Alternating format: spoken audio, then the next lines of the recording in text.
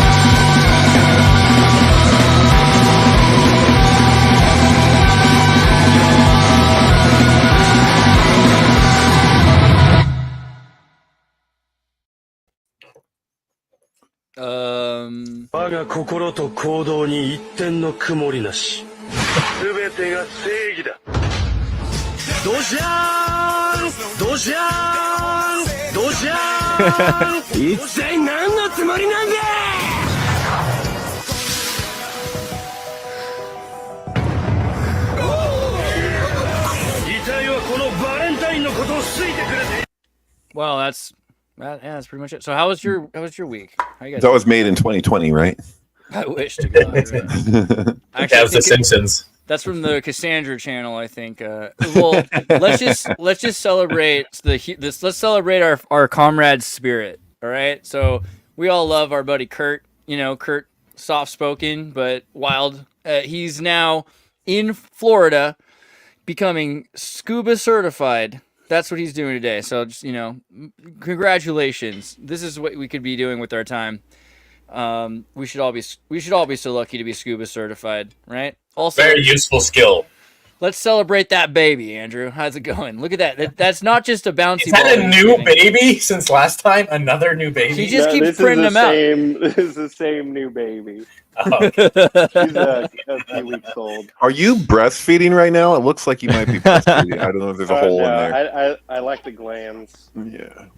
So. That's not true. That's not true at all. With a long regimen of drugs. You like the hormones, but you don't like the glands. It bothers me that people get confused about that. All men can breastfeed.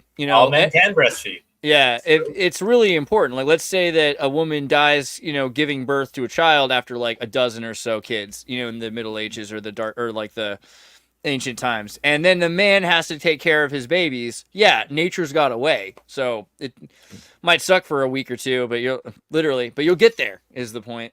That's the claim that the people who eat a lot of soy, some of them start lactating because they produce more estrogen. Man, and it's kind of like scuba in a sense because of the nipple on the scuba gear.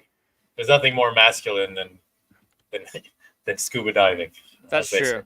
I don't know. I didn't want to I've talked about Trump, we thought about it, but you guys probably have thoughts. Maybe we could talk about the that recent movie that they just made. What do you guys think? Was it fake? Was it real? Which recent movie? Which one? Shooter? I was talking about all the social media. Like, the revolution will be uploaded to YouTube, and then how's it go? What's the adage, David? The outage? The revolution will be uploaded to YouTube and deleted and re-uploaded over and over again. right, over and over. Yeah, so there's a lot of interesting things, like the cameras blacking out. A lot of people have their phones out, they're recording. A lot of their footage just goes black all of a sudden, right? Which is kind of if you're from California and you're familiar with the protests, this is something that they used to do in the Occupy. Sure, they have control over things like that for sure. Yeah. Cameras they just direct you off. to your free speech zone, and then in the free speech zone, they not only have access to, if you have a phone, they have access to all your stuff, but they can also control things to a degree. We saw that also with, I believe, the trucker protest in Canada, where there's instances of that kind of stuff happening. But yeah, I don't know.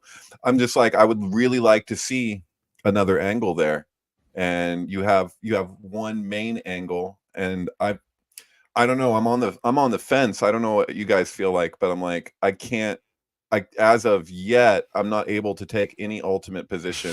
For me, it could go to Secret Service aside and some other weird shit. But as far as the narrative goes, of this kid shot, that's his gun, it wasn't blanks, whatever. I could go in that direction just as easily as this is a carefully directed event that works as kind of a magic trick. And in WWE, you have the cutting of the ear thing that is you go down, Trump you was come in back up, WWE. you don't he was see supposed the to go that blood, night, you don't right? see it on his shirt, you don't see until he comes back up, and he was down there for a minute. There's also the gunshot issue of the shots that came from the shooter versus the shots that came from Secret Service or the snipers on the roof, and it looks like the moment that he gets hit, it corresponds to when they were shooting from the roof. Did he hear those shots? And I don't know. I'm not going to take a position, but I do feel very similar vibes that I felt with 9/11. Did you see the? It's like modern JFK right now. Did you see the schizo map? This is my favorite schizo map so far, and so this one is if you were to look at the event. I'm gonna try to get this is probably the best you can see. I'll open it a little bigger so I can zoom. The idea that Crooks is here at a 400 feet, 130 meters from Trump, but this victim gets shot down here is really kind of weird, right? Because granted, what you're saying is this guy is a complete idiot, and somehow he veered his rifle off by 20 degrees to hit. This is crazy amount of fail to get the victim here. So the idea that there's other sniper spots like this water tower, which is way up higher, which is granted a more a reasonable 246 yards, but something that can easily be done by a professional sniper. And similarly over here from the AGR tower, that there's other spots that would have been far more efficient. And if you were to organize the second or third gunman at the grassy knoll, this is kind of how you do it in 2024, right? Like, Didn't he have the sun at his back too? Well, I don't know. You know, like wrestling, it's staged, but it's not fake. Right. So the damage is real and the violence is real, but the whole thing is orchestrated and structured, hypothetically. I mean, it's very easy to fake considering how much control they have over the space. There's no way that they didn't know that was a vulnerable spot right up there on that roof, and yet, you know, they didn't do anything about it. So chances are it was just, hey, let's shove a corpse up there and then call it a day. And so my only concern with that, right? Because I can handle the idea that everything's a lie, that the world isn't the right shape, and that time has, you know, been made up. I can handle crisis actors, human sacrifices at these events, all of it. None of that's hard. What's confusing to me is that then what you're saying is that the only accurate news headline was CNN. Essentially, that a loud noise was, you know, a dramatic loud noise was used for the Secret Service to rush Trump off the stage, and that the whole thing was essentially not true. That would be no. Like I said, that would be CNN being like the only accurate news source. You know what I'm saying? The violence was real. Like the violence is real. That you can fake. You can just not aim at the president. You make some casualties. He cuts his ear. And that's it. That's pretty easy to fake. You know, it's way easier than like crashing planes into buildings and pretending. Right. Correct me if I'm wrong, but I think what you're kind of getting at is something that occurred over like the usage of the term like false flag and the way that false flags became like interchangeable with hoax. And a lot of that happened like after Sandy Hook, where you say the whole thing is fake. And instead of just like letting the data accumulate and kind of speak for itself. Yeah. You know? It's like what is true and what is fake? Well, you know, like that's hard to determine, but it's kind of like people saying that people used to say that the moon landing was CGI. It's like no one ever said that, like ever. But this is how people frame it now because it sounds even more absurd than saying it was done through practical effects. Or I'm not saying it was. I'm just saying that, you know, the conspiracy theory over time dilutes. It's applicable because this was opening weekend or whatever for Fly Me to the Moon with Scarlett Johansson, which, as far as I can tell, like it's a romantic comedy, who cares? But the thing is that it feels like, from what I gather from my housemate who just went to see it, is that they're touching on something that I personally believe, from what I've been exposed to, is actually more accurate than what we normally hear when it comes to faking the moon landing. So like, whatever, this is anecdotal and this was my experience, but I had like a long conversation with an ex-NASA employee, and he told me after like all this talk about what his role was and his whole life with that and like everything, I asked him about like Jay Widener and the idea of front screen projection. And I was just like, what do you think of that? And he's like, I know for a fact we went to the moon, and I know for a fact that we fake footage. And I said, well, why would you fake footage if you went to the moon? And he's like, well, we had to sell it to the public. And so like, I think with this fictional movie, they're pointing at that, but they're not going to just give it to you completely, because that's not the nature of things. But, you know, when it comes to the moon, I was supposed to say, because Seven Callan says, now you all have to forgive AJ for Sandy Hook. No, I think it's the opposite. And Alex Jones has kind of said the same thing, which is like, you know, I don't want to be the reason why you can't question a narrative. Don't let this set like a precedent for a reason why the First Amendment, why your Bill of Rights will be. You know. No, not just that. You want your freaking Bill of Rights. And your rights to question a narrative are like, he's the first line of defense. If you take him down, then you have case law established, and then you can take out anybody who questions anything. So he doesn't want to see that happen. I think that's like a major concern. He's right to be concerned about. Tangent on the moon thing, though. You know, I've heard that the reason that they had the fake footage was because they found something and they couldn't let people know. I think so it's also they have to make a fake Occam's razor, though, is that they can't let people see the kinds of rockets that they're using to do the job, and so that hiding certain aspects, because you have to, and also dramatically, like you want to show a rocket like launching off, so you have a picture of a rocket with a camera that has this slide thing, so because you can't record that part of it, it's going to destroy the camera. You know, you have theatrical reasons why you have to sell this as well, right? Exactly, sure, but then you can't. I mean, Occam's razor also would probably say that it doesn't stop there. There's no reason why that would be the only reason for them to do it. I mean, there's so much to hide and so much to fake that my new favorite quote from Douglas Hubbard is, never attribute to malice or stupidity that which could be explained by moderately rational individuals following incentives in a complex system. That's really funny. Right, but just to Protocol. speak to that really quickly, he didn't say they found something. What he told me was that it never ceased to be completely not a military organization, so they made it into a quote unquote civilian organization, and he said that they still maintained a sort of chain of command, like things were need to know basis. And he said that those people who were involved with NASA were so many of them were just so open-minded that they really had no idea what they would find. And so, like, even that footage was used as kind of like a cover because they were just so open to anything could be there. So he never told me that they found a monolith. It appears to have been deliberately buried. He didn't tell me anything like that. But he did tell me that they were like, we have no idea what we're going to find there. So, and I believe that. Imagine if it's riddled with life, like there's full of life forms there, and that's why they're like, oh shit, aliens are real, and we know immediately, but we can't really tell anyone yet.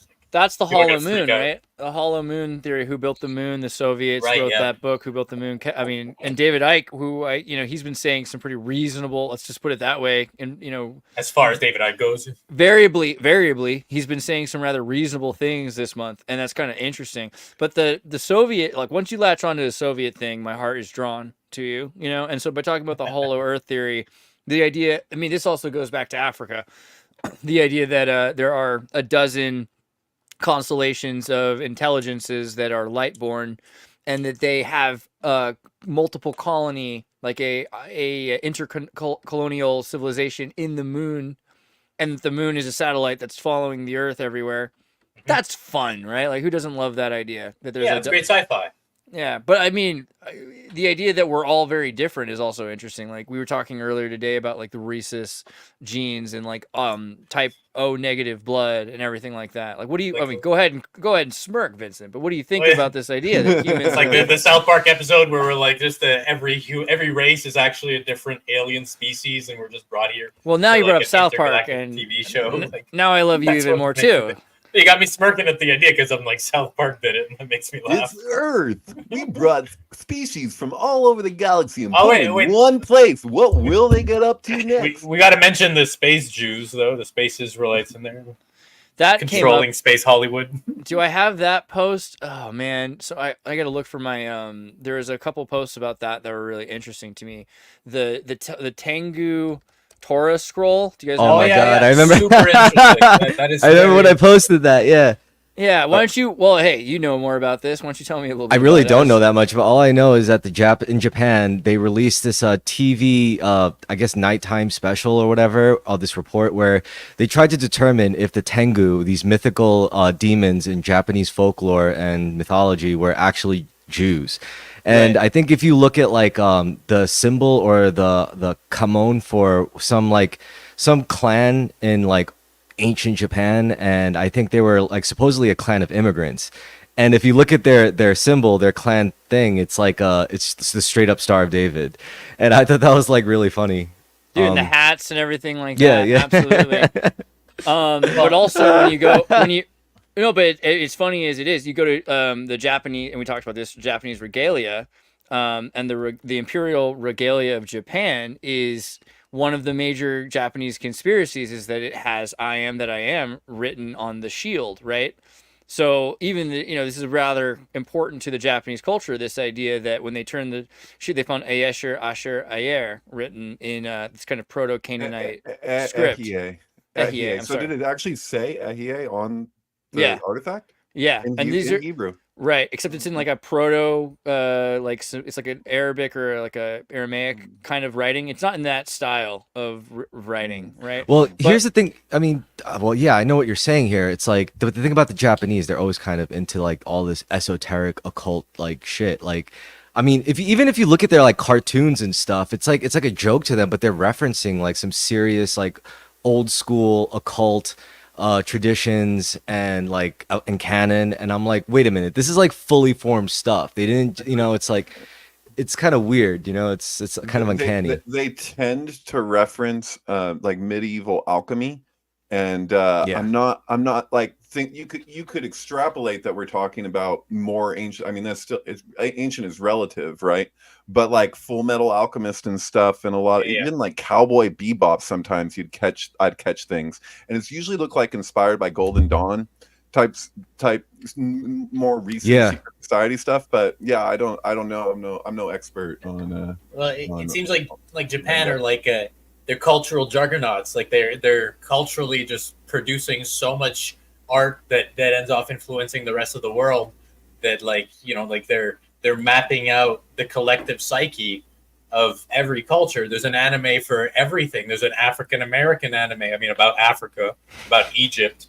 Like there's some about like European history. There's some about Native Americans. Like there's every it's really covering so much ground, and I figure that Japan is kind of serving as a sort of a shamanic role for all of the planet, in the same way that Hollywood is, and in the same way that the West is, because it's like these two major pillars of culture. And of course, every country has their own sort of cultural generation as well there, but when it comes to global impact, it seems like Japan is really at the forefront. Well, my question also is just the idea that the Japanese have been dealing with all sorts of people coming and visiting Japan, right? So they've talked about the Black Samurai, which is a whole other thing that we should probably get into about the wiki citation. Did you see that? Sure. Did you see that? Yeah. Oh my God! So I just want to say that really quickly, that the guy who's been making the Black Samurai books that Wikipedia is citing as a source is also the guy who made the Wikipedia articles back to 2012, and it's like this amazing meme jam where he's like citing himself, creating fake sources. It's like the CIA. It's brilliant, and all of a sudden he's created this Black Samurai. All right. Wow. But the idea that so many people are going to Japan, it's true, right? And we have the Peking Jews, and we have all sorts of examples of Jews going all over the world. That's true. There are Chinese Jews. Yeah, it's kind of reasonable that the Jews are. I mean, if you're going to find people going places. Well, it's a mixed multitude, and we can only account for 2 of the tribes, really, and a lot of it is speculation. And so, it's always one of these things of like the what people refer to as like the Jewish gatekeeping of like who can be Jewish, and there's so many converts throughout the years, which is looked at kind of almost like a being born again kind of thing, where it's like and generations that follow. And so there's really nothing's out of the question when you're talking about a mixed multitude in that much time, and how small the world ultimately is, So what I don't know, Andreas, you probably know this, but what is Japan's creation myth like? I don't know. I have no idea. I never looked into that really. I mean, I know like every major culture probably has some sense of a creation myth, like, oh, where did we come from? And regardless of like what the nature of the story is, they have a story. So like, I don't know what their story is. Do you? Yeah, it's so like partial. So basically, the Japanese regalia thing that we were just looking at is there's like primordial deities that created a jelly bean, a sword, and a freaking shield, and like there's like the sky goddess, right? Who comes? Is the sky goddess the one with the shield? But then so they're presented the emperor who's got the dragon blood, right, with this, and so also the idea of the dragon blood is at least metaphorically that they're not pure Japanese, right? They're not pure human. They're not pure native indigenous people, which is, and this is true every royal story. The British are not from Britain. The Russian monarchy is not from Russia. The Arabs are not from Arabia. Like, this is how it works. So the Japanese are a conquering imperial group that say they have dragon blood, and they've been given, by the and again, I'm not saying I know exactly how the earth is formed in that, but I know that there's a sky goddess who fights with like this evil, like kind of mischievous character. And then from that, the world is formed. And then he, the emperor is given the weapons to, the weapons of the sword of the sky goddess and the shield. And then this weird, I don't know what the jade jelly bean thing, which is like the life stone, right? And then that's like the beginning of it. Maybe the kind of conversation. So, sorry, but I mean, it depends on which religion, I guess, because there's Shintoism in Japan, so that has its own origin story, or I guess a creation story. So for them, Izanagi and the Izanami, the male and female duality, the several, like there's only like 7 deities, right? So it's kind of like Manichaeism. Yeah. So it goes. Oh, Izanagi, right there. In the beginning, the world was split into heavens and the earth, and 3 kami deities of the heavenly realm came into being. Then the first reeds took root and sprouted, and 2 more kami deities came to be. These first 5 kami deities were formless and had no partners. Thereafter, however, pairs of partner kami deities were born in succession. The 7th and final generation was the male Izanagi no Mikoto and the female Izanami no Mikoto. So it was like a It was created by from commies. I can't trust the commies. No, I mean this does sound familiar though. Honestly, this sounds like a lot of other creation myths. Like For just sure, that I mean, idea. They Yeah. almost they're all- do that. Don't they also come all from way- reference a like- flood, like a big flood that Yeah, comes but around all the A lot time? of them The do all reason this. there is a but specifically for Chris, like because you're talking about the cosmogenesis of Japan, they have an imperial story, which is why the Oh. emperor is in charge, and so a big part of that is the fire. Like there's a fire god Kagutsuchi, and Izanami was several burned and died, grief-stricken. Izanagi killed Kagutsuchi, and from his blood, several other deities were born. So that's like the beginning of. There's like a hell heaven kind of war. I in like heaven. I'm not gonna lie, I like the Shinto one a lot better. The Shinto one sounds cooler. This is still part of Shintoism though, because the Izanagi is the Oh 7th yeah, you're right. generation. This in is here. like So I guess this is kind of downwards. the emperor Yeah. in Shintoism is the god of humans. He's Right. in the same way that like there's in Shintoism everything has a Yeah. like spirit running through it, and there's a god version of everything. So Princess Mononoke is based on Shintoism, and in that mythological structure, the emperor would be the god of humans, and therefore that's why he's the emperor. And I would argue there's a Jesuit aspect here too. I don't know for sure, but like you look at the Catholics and their influence in Japan in the 15th, 16th century, and you start to see the story, which is that Izanagi this is where the Japanese empire gets their story. And you have to remember there was really not an empire at that point. There's like a bunch of different clans, and then this emerges. So they say that Izanagi ventured into the Yomi, the land of the dead, to retrieve Izanami. However, right, this is kind of the harrowing of hell. However, she had already eaten the food of the underworld and could not return.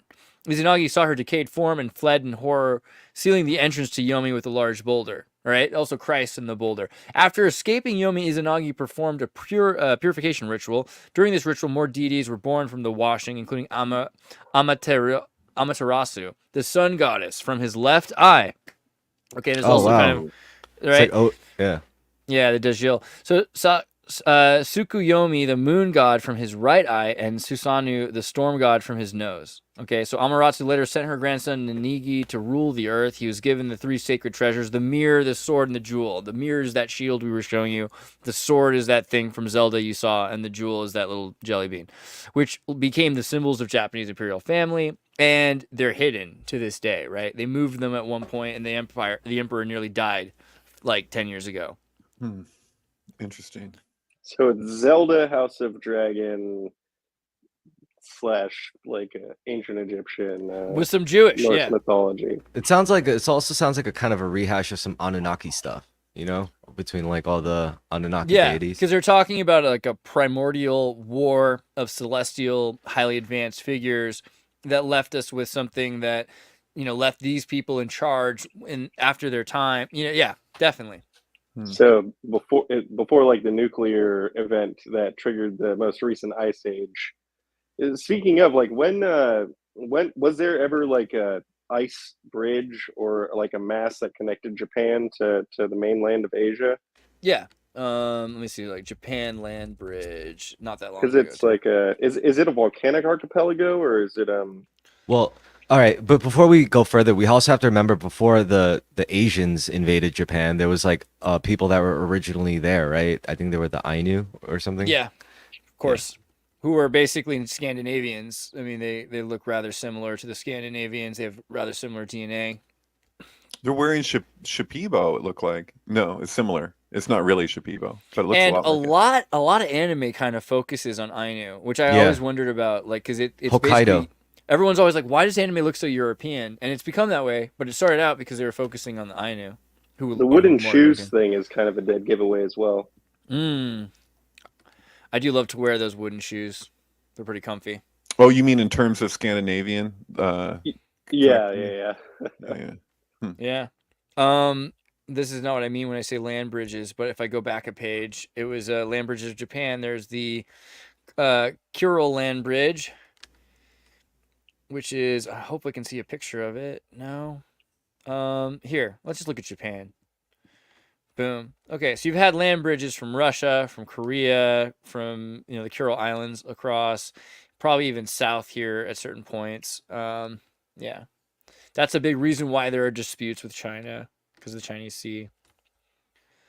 Set to Yo. You know, I would be interested to get like a PDF of the Golden Bough and just, do search of certain things, because I remember they had different things in there about Japan that were really interesting, but I wouldn't do them justice from my vague recollection. Golden Bough. What does the Golden Bough say about Japan? ChatGPT, what do you think it does? Yeah. Cool. Let's see here.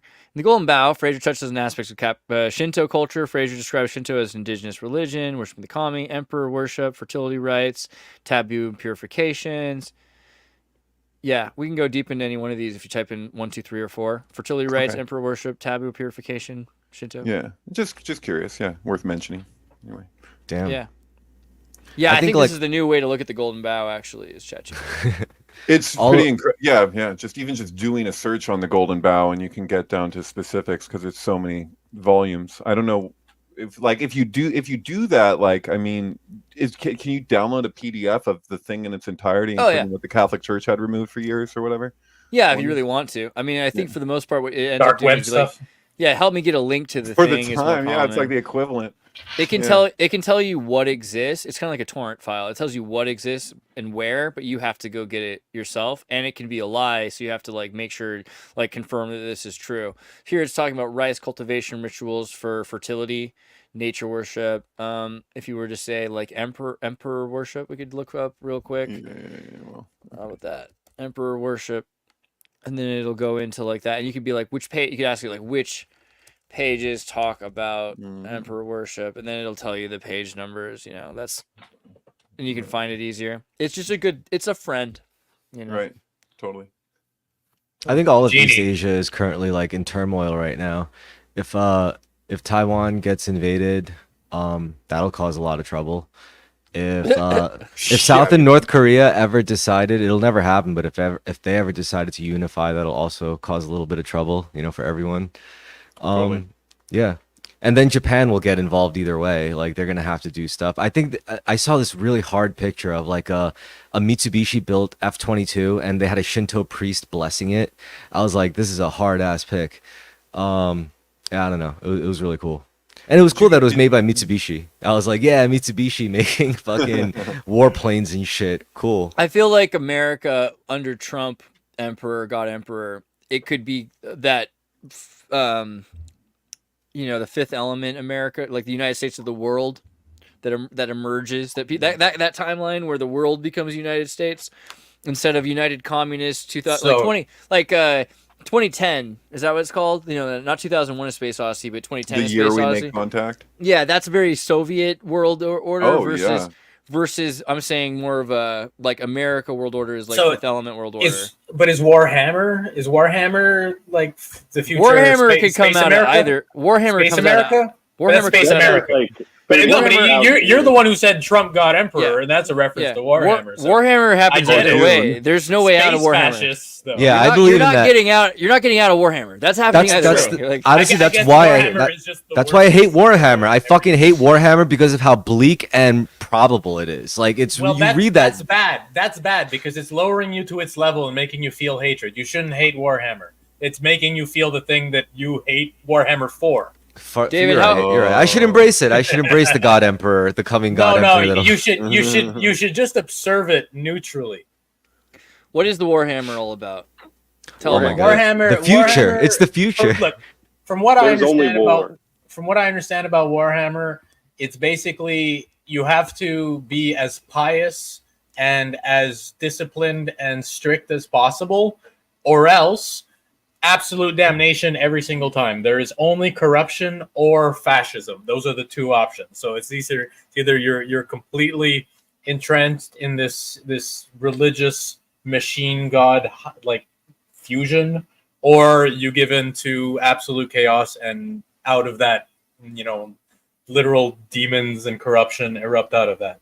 So it is essentially, they frame it as satire, but ultimately it ends off as just fascist fuel. And I mean, it's people literally they take the icons of it and then they apply it to the people that they deem to be the one that they want to win or whatever. Well, that's the Young Turks interpretation, I guess. I think but hey, look, I can go further and get more nuanced, but when it comes to the actual 40K universe, like, it gets pretty fucking bleak. I think that Warhammer, you're not wrong. It's just you're not wrong. It's just kind of like the way you say it sounds so bleak that discipline and having conviction and having ethic and these things. Oh man, it's fascism. Fascism.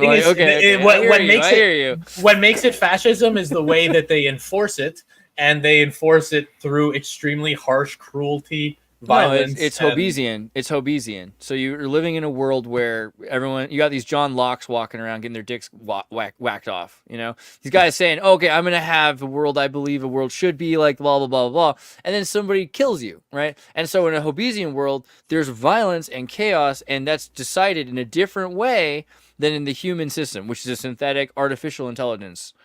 The human system is not natural, right? That's kind of the point, and we can perpetuate it as much as we want. Sure, and that's what Warhammer is. It's all AI controlled. No, AI is natural. Hybrid AI is natural. Demons and AI are the natural product of, if you continue discipline, you'll build machines that can repeat tasks perfectly. Or if you do what thou wilt, then the spirit of environment will take over, and these things will happen. Right. Sure. So you can choose either way, but if you have discipline, you can choose where your destiny is. Warhammer doesn't really frame it as nature; it frames it as like multi-dimensional cosmic horror that'll literally manifest through people. Tomato. But it does. That's how it does manifest in real life through people. Like the thing is, Andrew Vega, really you're nature. You're a dad. Talk about nature. Is it a violent wench? What do you think? Well, I used to play Eldar, but just to be clear, great answer. The one common thread that tied Warhammer Fantasy to Warhammer 40K was the demon figures. You could use them in either set, because those entities were timeless. They existed in the fantasy era, and they will continue to exist in the. What's the symbol for the Eldari? Oh yeah, that's the thing right. Is, that's tight. That's a symbol, that's bro. From Earth, Wind, and Fire. And the thing is designed by Phil Hartman. In Warhammer, nature is pretty much on its own. The closest thing would be like goblins, I guess, or whatever they are. Space orcs or whatever. Yeah. But the thing is that most of nature is neutral, and what brings out demons is human consciousness, and they're like portals for that chaos and that energy to pass through. So it's either divine machine unity or, like, I guess, infinite demonic multiplicity. Yeah, that ends off as do what thou wilt will let others be in charge, because you'll end up reacting to things, and then you'll be making the choices they want you to make. Discipline will make you make decisions that have nothing to do with your reactions. They're like, well, this is what I have to do. But you also have to be careful not to just be following protocol. Because if you're just following protocol, then you're also easily controlled, which is kind of the point of our earlier Hubbard. That's it. So it's about having both, right? I mean, that's the thing. It's about being on the line between chaos and order. And I think that's what a lot of these mythological stories miss out on is, like even in Star Wars, it's either dark side or light side, but ultimately most people are like, gray Jedi is the rational thing. You have to have both passion and discipline. You can't be devoid of both. So it's we have to find that balance. And Warhammer, when it pushes it into satire, I think as far as a game goes, that's fine. It's fun. It's a fun game, and it's a fun world to play in. But when it comes to an actual narrative to use as emblems for reality, then it can become something dangerous and even demonic. Dude, it's like fucking Saw or something. Like, it's like worshiping. Like, dude, this is like totally entertaining, but dude, like, I do not see the logic behind this guy's whole deal. If I'm not mistaken, the Chaos Gods, each one represented a deadly sin. So there's like 7 of them, but the law of the Tao is that we have the 7 heavenly virtues. So each sin has a corresponding virtue. 7 and 7 Manichaeism in Japanese culture. You did a good job there. Those are very underrepresented, but the 7 heavenly virtues. I wish they got more like representation in culture. Like they need more time in movies and shows. Because like the virtues Well, are go on. neglected. Don't just wax. Sorry, go on, Vega. No, don't just wax on about them. Tell me what they are. What are the 7 virtues? Chastity, faith, good works, concord, sobriety, patience, humility. All right. Chastity, faith, good works. What's concord? There's not even a word. Is it the opposite of discordia? So that's like Order. It'd be harmony. It'd be harmony, no? Oh my God! There's no concord in Wikipedia. That's crazy. What kind of nonsense? Are you kidding me? That we've been like given the world of discordia and we're not allowed to know about concordia? Someone should make an app called Concordia. That must be the best virtue. Jesus. Hey, All right, well, let's go to the Roman goddess of mythology, who is harmony. It's harmony. Yeah, it's order. Concordia. Mother of harmony. Okay. So yeah, order. harmony. Of course. What was the deal with Thornley? Was that his name? The guy who testified about the JFK assassination, who was friends with Lee Harvey Oswald. I think they Carrie Wendell Thornley. Is he dead? He's dead. He died in 98. Was he one of the founders of Discordianism? Yeah. Isn't that the deal? Yeah, okay. They made there's like as many minutes of that court case as there are missing in the Nixon tapes. It's like 17 or 19 minutes of nonstop talk about Discordia and Lee Harvey Oswald's relationship to Thornley, right? This guy's like Sam Hyde. Actually, that's not a bad.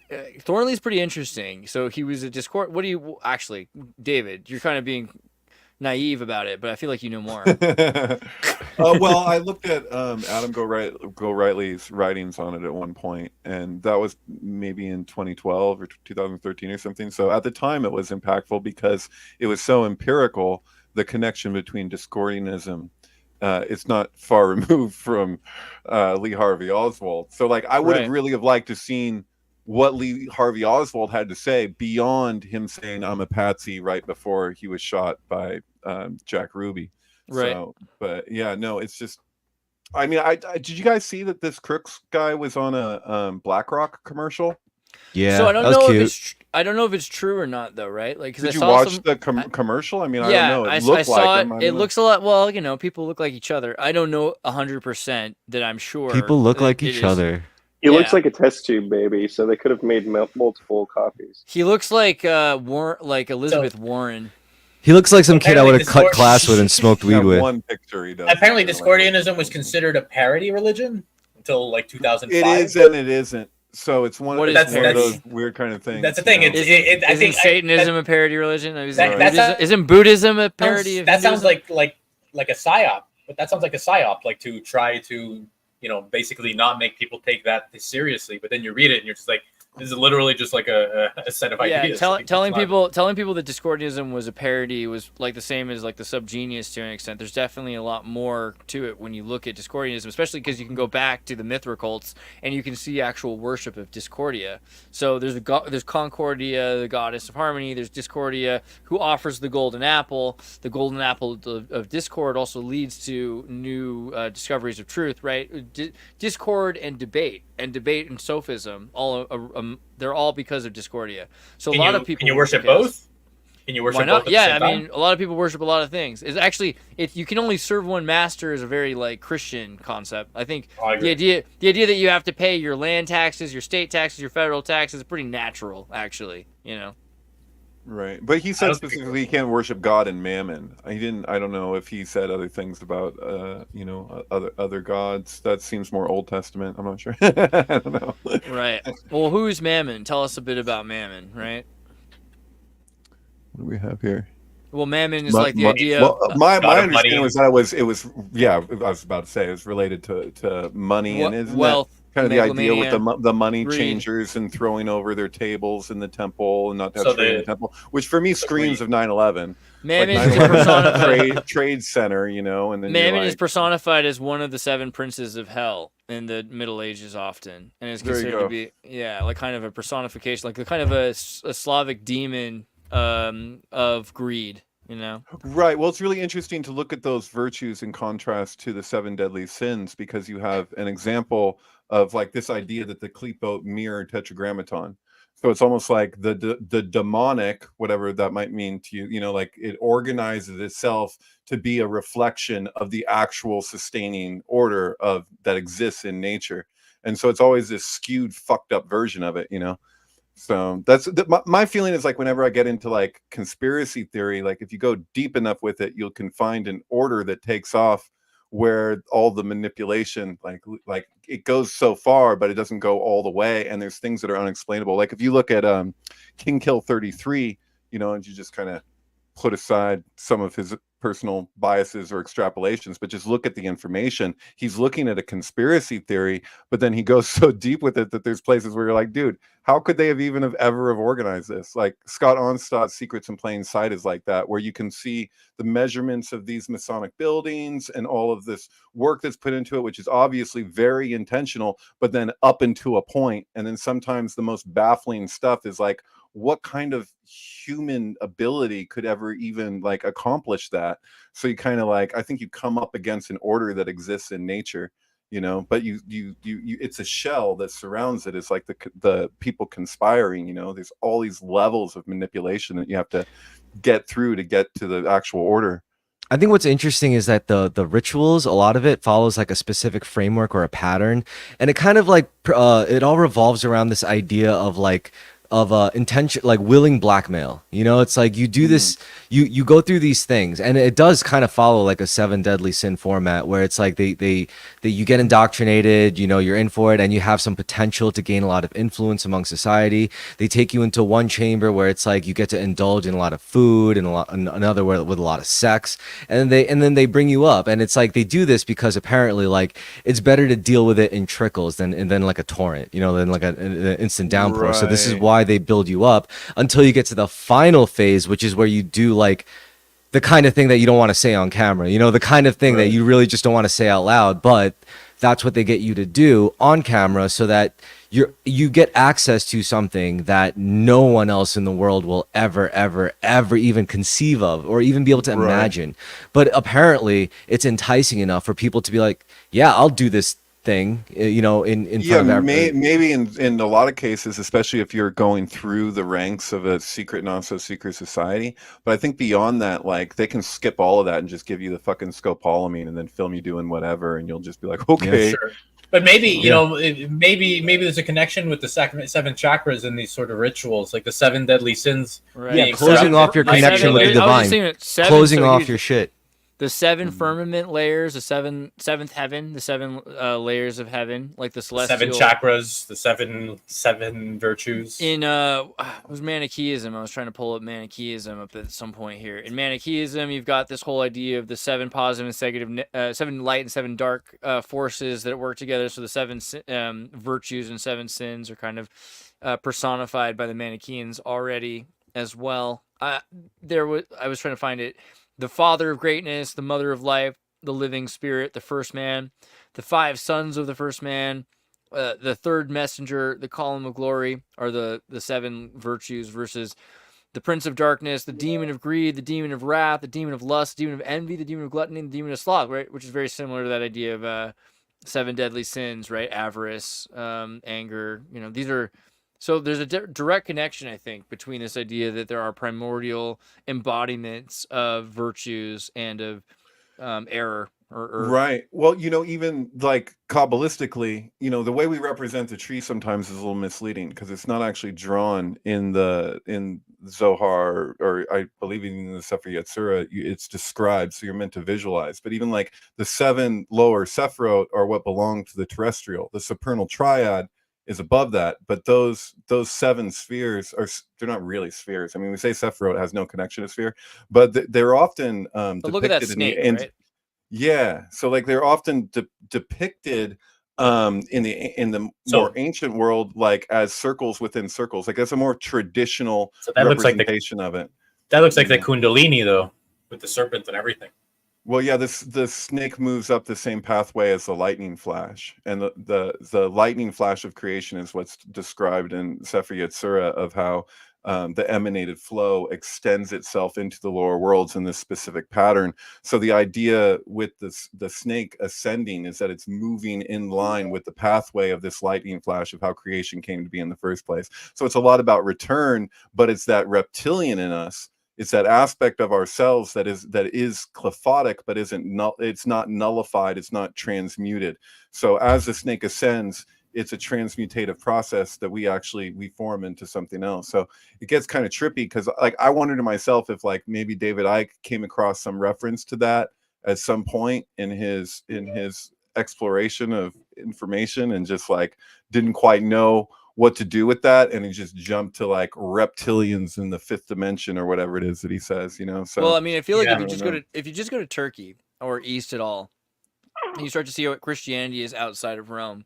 There's a lot of that. It's really only the Romans, and we talked about the King James Bible earlier today, how it's eternally patented by the royal family, that controls canon. The King James Bible is missing like 13 books, which the yeah, Catholic I Bible listened has. to that part of the last podcast that you did earlier today, and I appreciated that. Yeah, the Septuagint, the idea of the Septuagint is really weird, right? If you go to like Ethiopian or the Coptics, or you look at, again, the Manichaeans or like the Eastern Christians, they include a lot of the Enochian books. They include the Book of Giants. They talk about the 7 firmament layers. They talk about the 7 virtues. They talk about these spirits that are working dynamically against each other. It's not just God versus the devil. It's like like God is maybe, you know, out of the positive energy of things, or is the greater thing, but they're two separate ideas. This Ein Sof is not the same thing as this loving Yahweh thing at the same time. And or maybe Yahweh is not the same thing as the El Elyon thing, but there's a reason why they spend so much time making distinctions about how this celestial energy is presenting itself, right?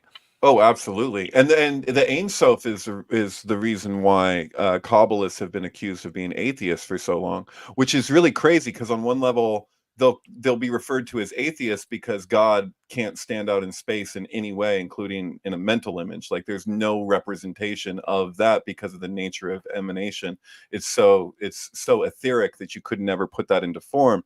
But then you have at the same time, you have people that would accuse Kabbalah of worshiping all these different gods because they interpret the Sephiroth as like deities. 613 aspects of God is not Well, that's the thing. It's monotheism, but with different facets. So it ends off as polytheism with extra steps, basically, or fewer steps rather. Right. But it almost becomes like a Rorschach test or something. But you know, this is to the person who's interpreting it to call it. Perhaps.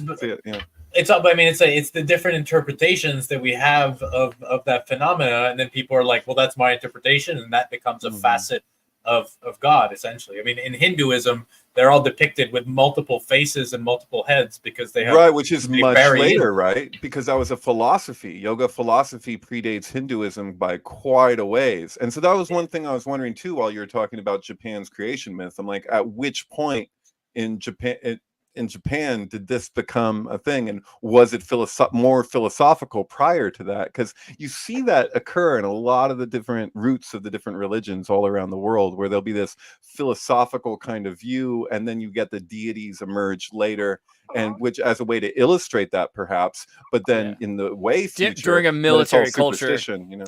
During the military colonial phase of that culture, that's when the idolatry emerges. Probably, sure, maybe, but the thing is that you know, like a lot of them were probably influenced by psychedelics at some point in their origin, and this produces mythological figures. We create stories through shamanic inspiration, and that involves mythological structuring. And then we emulate the characters we create through that. It's one of the oldest rituals in the world. There's different definitions of ego, you know, and not all of them are necessarily nefarious. Like there's the localization idea, and there's also places where you see people refer to as ego as just a sense of I am. But the deeper that you go into meditation, into just following sensation, like say you're doing Vipassana or something, one who does that will likely realize that the deeper that you go into space itself, the less thought is there. You're just there with energy, that when thought comes in, it gets that much more elaborate, and that's how you can end up with these extreme like visionary things that take place, because it's almost like the mind showing you what it's capable of to show its own value. It's like, but look what I can do. And so I sometimes feel like that's when we're looking at these religious visions, maybe we're just looking at what is ultimately an aversion to that space that we're, you know, that I feel like it's interesting to me because you think about like Europe, Arabia, like Eurasia, this idea that there's really just one thing there, and we have like an identity politics that decide where those boundaries are, and yin yang, because you have this like Turkic Buddhist kind of thing, Manichaeanism, which is very dynamic. It's not really saying like the good and the evil are good and evil. It's saying dark and light are, you know, they've separated and they need to reintegrate, which is interesting because it's happening right in between these two things.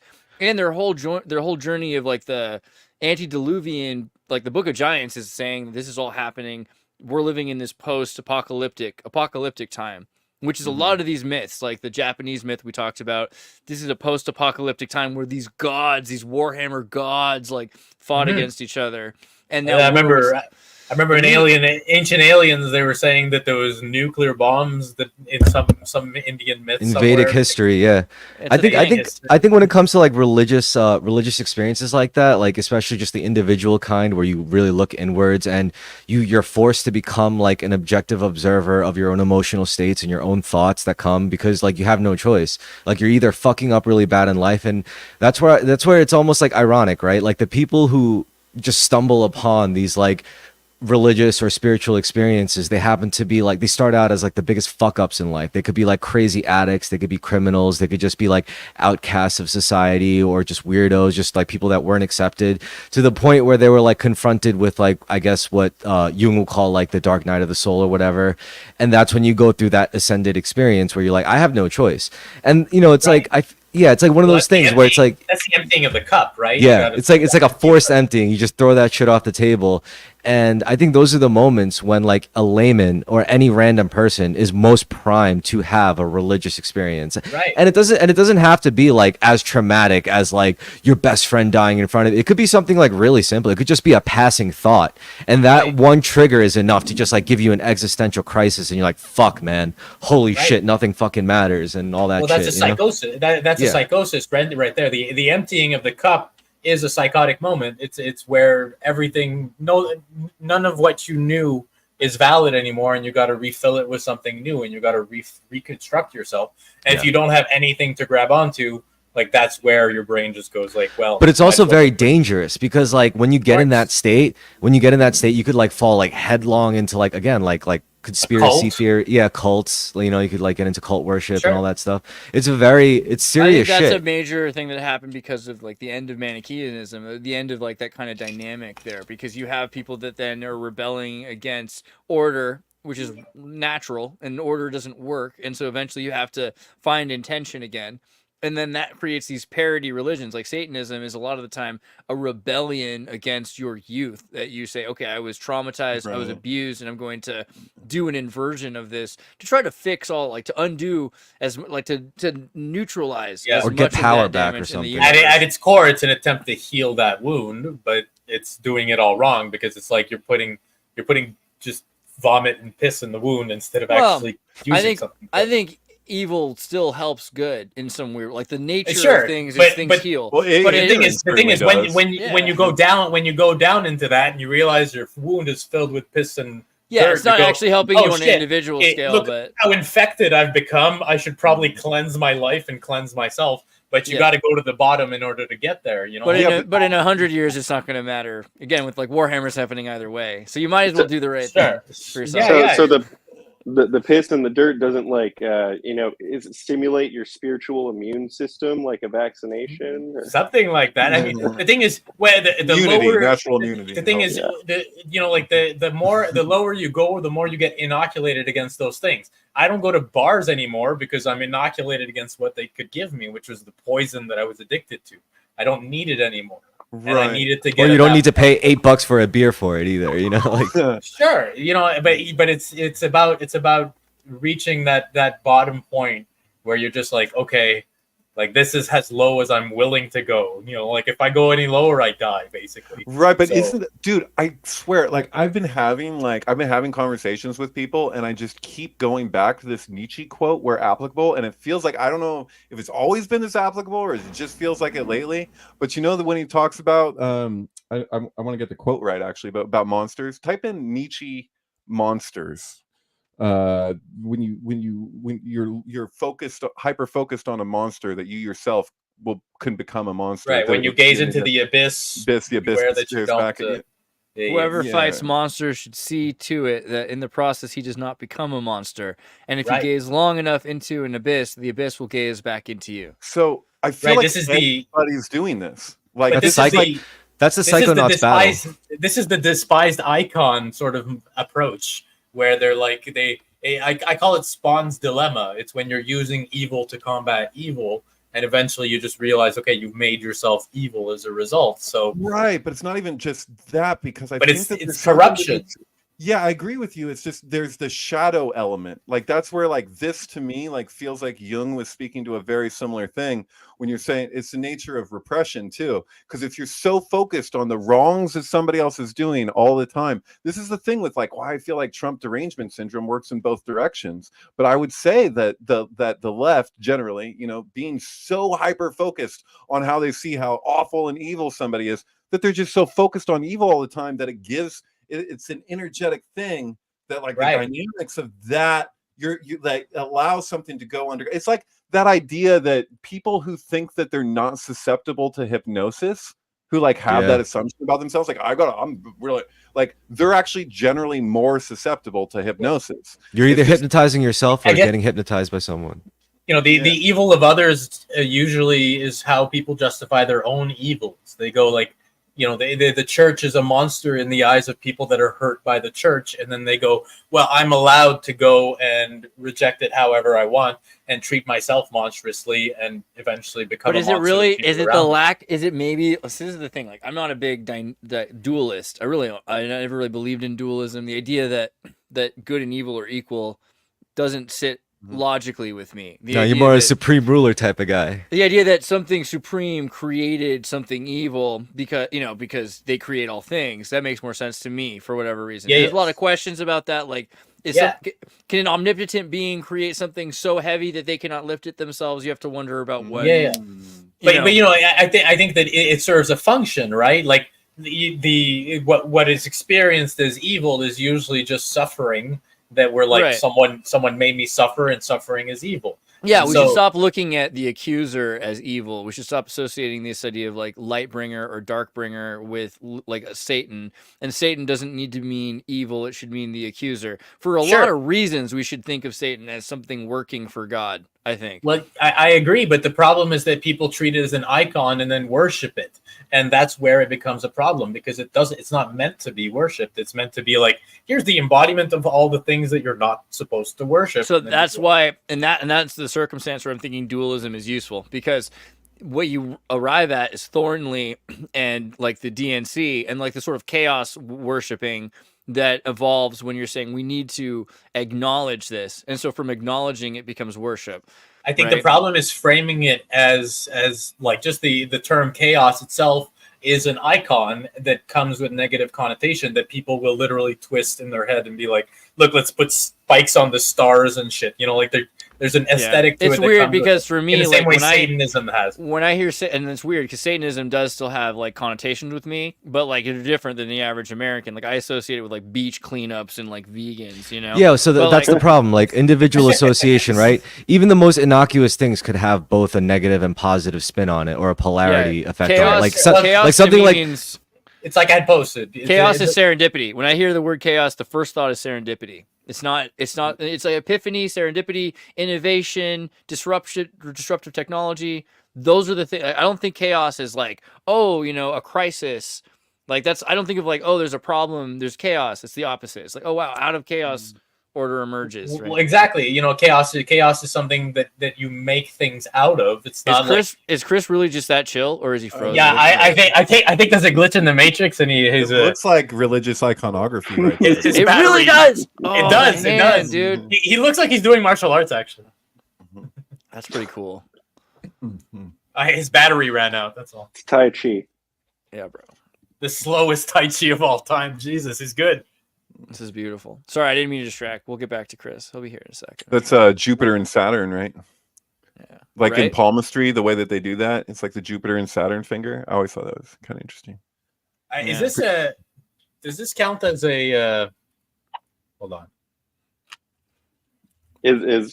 Have any radical right-wing organizations adopted this yet?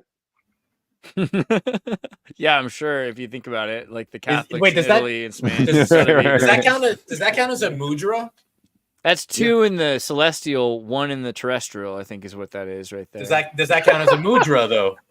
I think you could make that argument, but it's from a different culture than where that term originates. But yeah, sure, why not?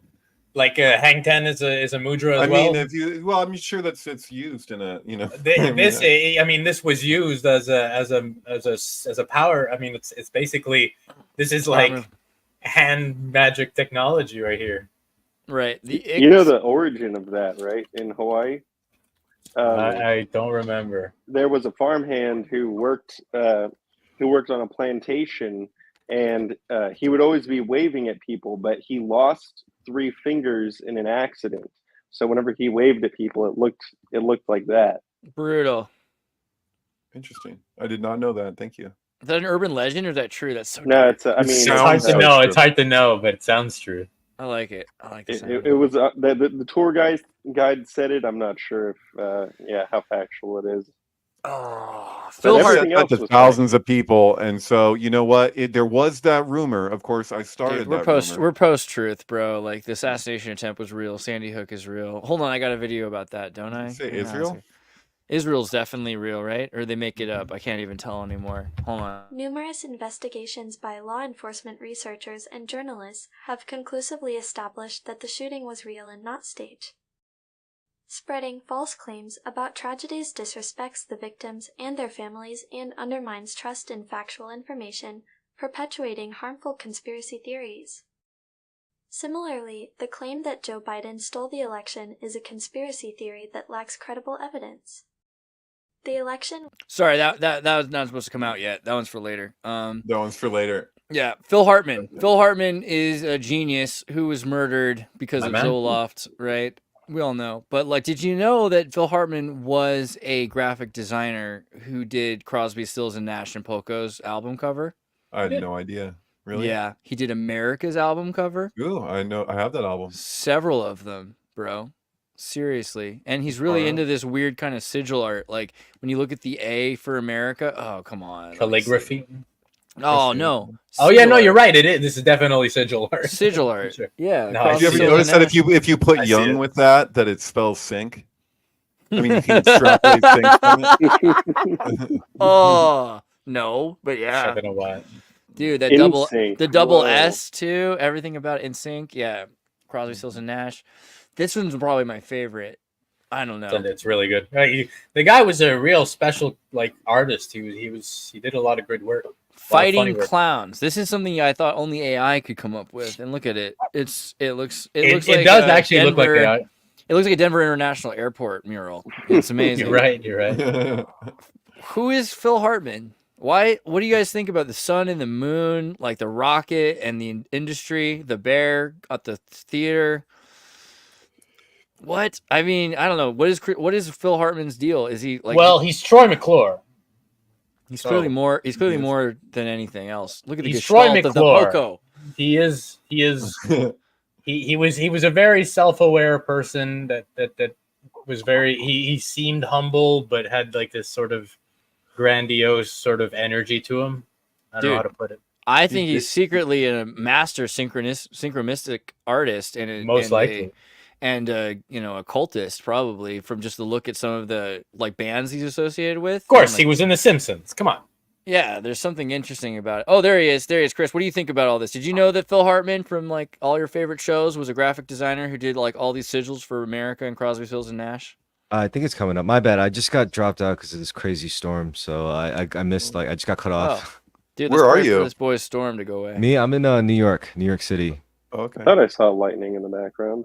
Yeah, it was. It's like as soon as I was about to say this one thing, it's just fucking huge. This huge. You guys blast just of lightning. had a total heat wave though, so you now have storms now.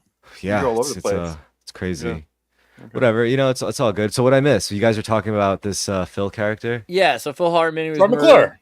Yeah, he was. Have you seen like in Pee Wee Herman and all these other shows? Yeah. He was in Saturday Night Live. He saved Saturday Night Live. Saturday Night Live was about to be like canceled, and then He they was brought trying him to on. steal Arnold Schwarzenegger's wife in that movie about the toy.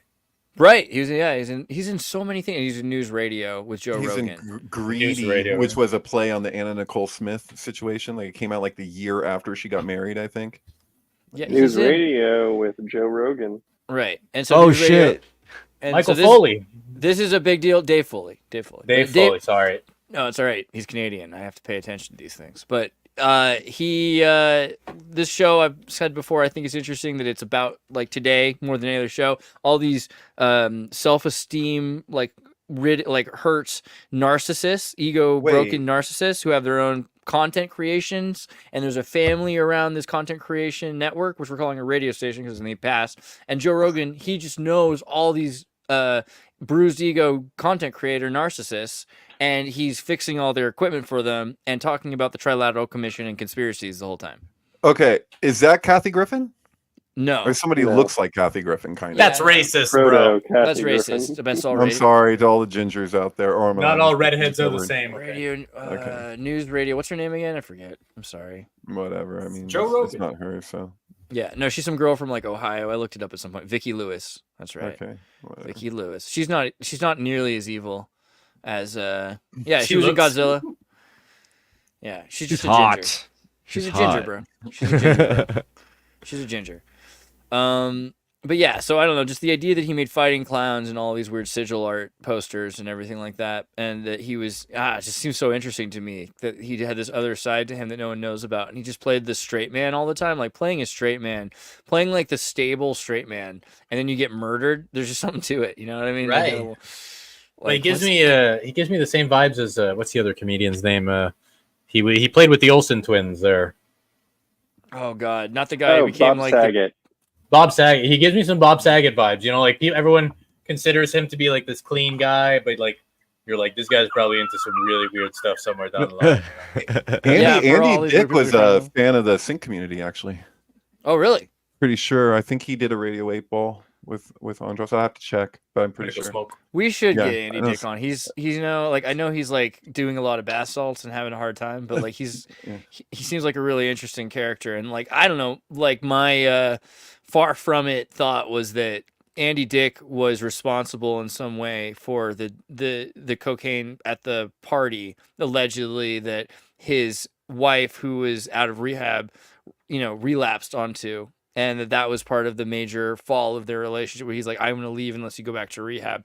But also the idea that, you know, Phil Hartman was kind of not into drugs and he was a good mentor for a lot of people. And so Andy Dick looked like he was doing pretty well. Joe Rogan looked like they were doing pretty well. Everybody looked like they were doing pretty well around Phil Hartman. And when he left, it looked like they spiraled Yeah. off the deep, like Andy Dick without a mentor. Oh, dude, I watched the show for him. Like, and I don't think I was alone with that. It's like he was the funniest part of the show. He was, yeah. It's the way he talked, the whole deal. It's hilarious, dude. Hey, I want to talk about something. I want to talk about The Dead Zone. Have you guys ever seen or read The Dead Zone from Stephen King? I never read Premise it. of This movie. I think I saw the Christopher Walken movie. Is that a thing? Yes. Okay. Christopher And Walken. Cronenberg. It's a Cronenberg movie. Yeah. Yeah, and he did this the same year that he did Videodrome. Oh. And so there's something weird about this, and I'm going to spoil it because I don't know how else to talk about it. Like the point of, yeah, so check it out. So he's shooting Martin Sheen, who's trying to be senator right now, but he got into a car accident where he hit a fucking like a milk truck. There's like milk symbolism later in the movie with what they say as they're drinking milk. There's like subliminal shit all the way throughout this thing. Missing kids on the milk from Sandy Hook. But he Sorry, has a keep going. vision of this guy who's running for senator that when he becomes president, he sees him in the future as president and he's responsible for all these people's deaths and all this stuff. So he's like basically posing the question, hey, if you knew that what Hitler was going to do, would you sacrifice yourself to kill Hitler? And so I'm going to spoil it, but yeah, he ends up trying to kill the senator, and he misses. So he shoots at the candidate, and he misses because his ex, who's up there, who basically like had this whole thing with in the past, the night of his accident, blah blah. Like she's on the stage because she supports this candidate, and so he misses the guy, and then the guy grabs her baby that she had with somebody else and is holding it up to protect himself. And so it doesn't matter that Christopher Walken, who had the vision, gets killed, because now this politician has shown who he really is by holding up that baby for protection. Like he's like gonna like, oh, shoot the baby instead of me or whatever. And so it has that kind of twist where it's like, well, he didn't kill him, but he didn't have to kill him because the guy showed his true colors in the process. It's pretty good. But I don't know, it was just a point of meditation in recent days, you know, with all world events, you know, or United States events. A baby would be a horrible bullet sponge. It would be. I had the same thought, but you know, people get irrational. I mean, you know, you had Jackie trying to put the brains back in John. You know, it's like, what are you going to do? Aw, that's sad. Places. It is sad. Kind of sweet in a weird way. Mm-hmm. It's that you go to a primordial place where you're just functioning on like very macabre. Dude, I was working with a handicapped man for years who was like extremely autistic and would barely talk. And I took him for a walk in the woods one day, and he had a seizure, and he was down for like 10 minutes. He had a lot of seizures, but I think that was one of the longest ones, if not the longest. I was like holding the back of his head and this whole thing. But anyway, he came to eventually. He had pissed himself, whatever. But he like reached down and took this big old leaf and just like put it in his mouth and chewed it and swallowed it. I'm not gonna stop him, you know, because he's just like, the guy just had a seizure. I was feeling for him. I was like, that primordial, like people can go to like such a primordial place. So you're like, I don't even know where that came from or whatever, but it's just the natural movement for him in that moment was to just eat this giant leaf, you know. I don't know. Just saying. Sorry, I'm trying to get all my shit set up. What were you saying? What were you gonna ask? Oh, I was like, what else has been sinking in your reality, you know, this week, right? Like other things you've been seeing that are weird. You talking to me? Anybody? Oh my God. Can I just finish the thought of that thing and why it's weird beyond the obvious? So I was like, oh man, what was the thing? So in this movie, he's referencing that he is Ichabod Crane. And the whole thing, it has like this underlying acknowledged allegory of the story of Sleepy Hollow. But what's weird is Christopher Walken played the Headless Horseman. But in this movie, they make a point that he's Ichabod Crane and Martin Sheen is the Headless Horseman. But what's funny is like Johnny Depp is in Sleepy Hollow, right? And Johnny Depp is in Nick of Time. Johnny Depp's in a lot of movies, but but Nick for of Time. sync's sake, I just want to point out like Nick of Time is about the assassinating the political figure, and it's a hit and miss. They're both hit and miss political assassination movies. Oh, that's right. Nick of Time is great. It is great. And I remember when I watched this in the theater with my sister as a kid, we did do the thing where you set your watch the first time that they show you a watch in this movie, and they'll show you what clocks throughout the thing. But then, like, if you look at your clock, like, it'll be exactly in sync. Like, this is how long he has to assassinate this woman who's running. Is she running for president or governor? I can't remember, or something like that. Senator? It's like governor or senator. I think it is. Yeah. But anyway, yeah, no, it's just Speaking of, sorry, you just brought up a sync for me. The guy who tried to shoot Reagan for Jodie Foster, who was in Taxi Driver, and wasn't there a failed assassination attempt in that movie? I have no idea who you're talking about. He wasn't in Taxi. Did you know that freaking Andreas was in the New York Times quoted as talking about, what's his name? I can't remember. It's another 3-name assassin. Andreas? Where'd you go? Oh, he's going to look. Yeah, I think he's probably looking something up on him. But yeah, and also Catcher in the Rye. He cited Catcher in the Rye as Hinckley. But he makes music. Hinckley cited Catcher in the Rye as well? As well, yeah. But probably just because Mark David Chapman did, and he was just running with it. Okay, but I mean, I can go off about Catcher in the Rye and the significance of how that applies and everything. But yeah, that's a long subject. And Andreas, I was trying to find like the article in the background. Yeah.